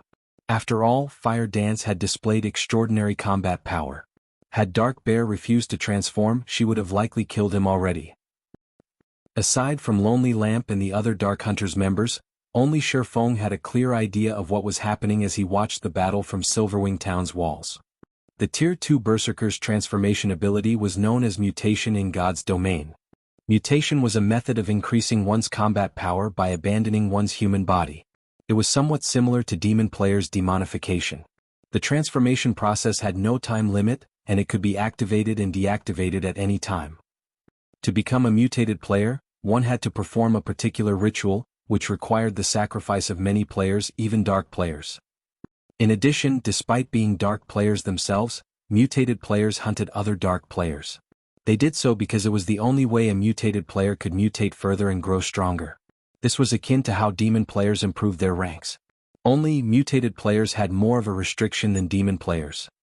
Moreover, mutated players gained more combat power when they transformed than demon players. This was because, in their mutated form, mutated players would gain a body that was far more suitable for battle.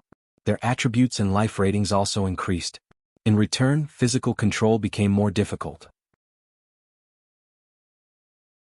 Mutated players had a harder time remaining calm in their mutated form as well. But one had to admit that mutation allowed players to become extremely powerful. Shi Feng had never expected to find a mutated player at this stage of the game. By becoming a mutated player, players took a similar stance as the Evil God's Temple, becoming antagonistic to both dark and normal players. Furthermore, gaining a mutation was incredibly difficult as the process couldn't be conducted on the God's Domain continent. Normally, mutated players would only appear after pathways between the continent and other worlds opened.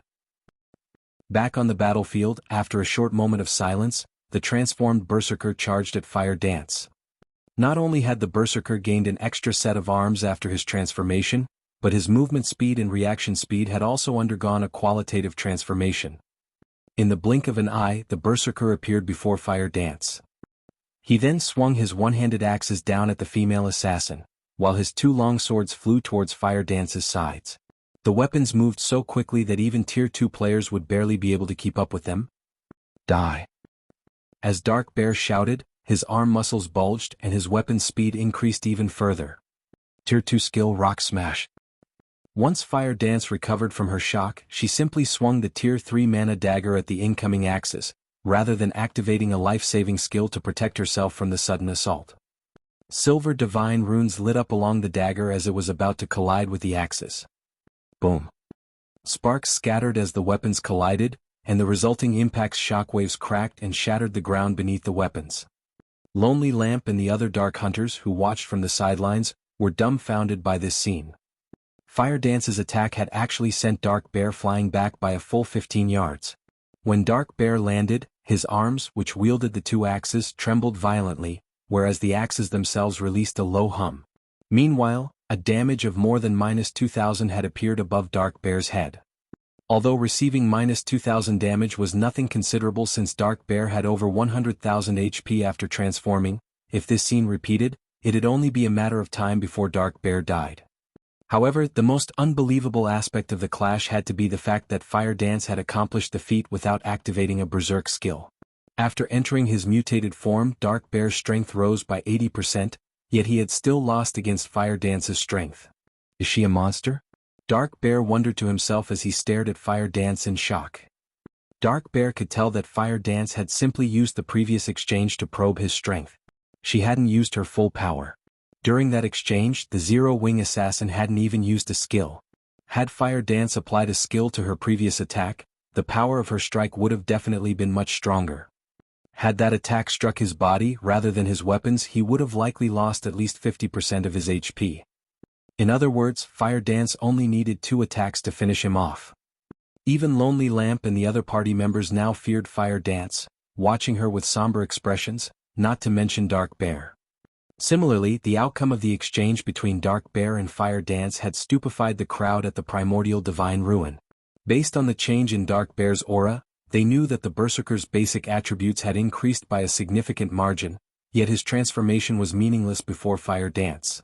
However, what these players didn't know was that the strength Fire Dance could exert after sacrificing 1 point of durability from her Tier 3 mana dagger was far beyond what any Berserk skill could achieve. We can't hold back against her. Everyone transform. We need to finish her off quickly. If the other peak experts get here, we'll be in trouble. Lonely Lamp hurriedly commanded, losing his previous composure. Fire Dance alone was already troublesome for them. If another of Zero-Wing's peak experts arrived, they would have no choice but to turn tail and flee. After saying so, Lonely Lamp and the other 4 Dark Hunters took on their mutated forms, but not all of them had grown an extra pair of arms like the Tier 2 Berserker. Lonely Lamp grew an extra pair of eyes, and his arms merged with the crystalline longbow he wielded. Overall, these players' transformations suited their classes. You are the first player to single-handedly force our entire party to transform since we joined God's domain. But at the end of the day, you're still just one person. As long as we ignore the risks, we will secure victory, Lonely Lamp said, smirking at Fire Dance. He then retrieved 12 black arrows that radiated a horrific aura from his bag. At this point, Lonely Lamp had no intention of holding anything back. He had found these 12 black arrows from an ancient ruin, and each of them had the power of a peak Tier 3 attack. They even posed a threat to Tier 4 existences. Is that so? What if you have to face 2 people? Suddenly, a dull voice reached the Dark Hunters from their surroundings, echoing powerfully in Lonely Lamp's mind. In the next moment, a massive spatial tear appeared beside Fire Dance. Shifeng's figure then slowly stepped out of the spatial tear. You're tuning in to the Han Li's Wuxia Adventures YouTube channel. We're so grateful for your support, and don't forget to subscribe to join us on this incredible journey through captivating stories. Your generosity through donations truly makes a world of difference, as it's the primary source of revenue that allows me to expand and enhance this channel for you. Thank you from the bottom of my heart for being a part of this adventure.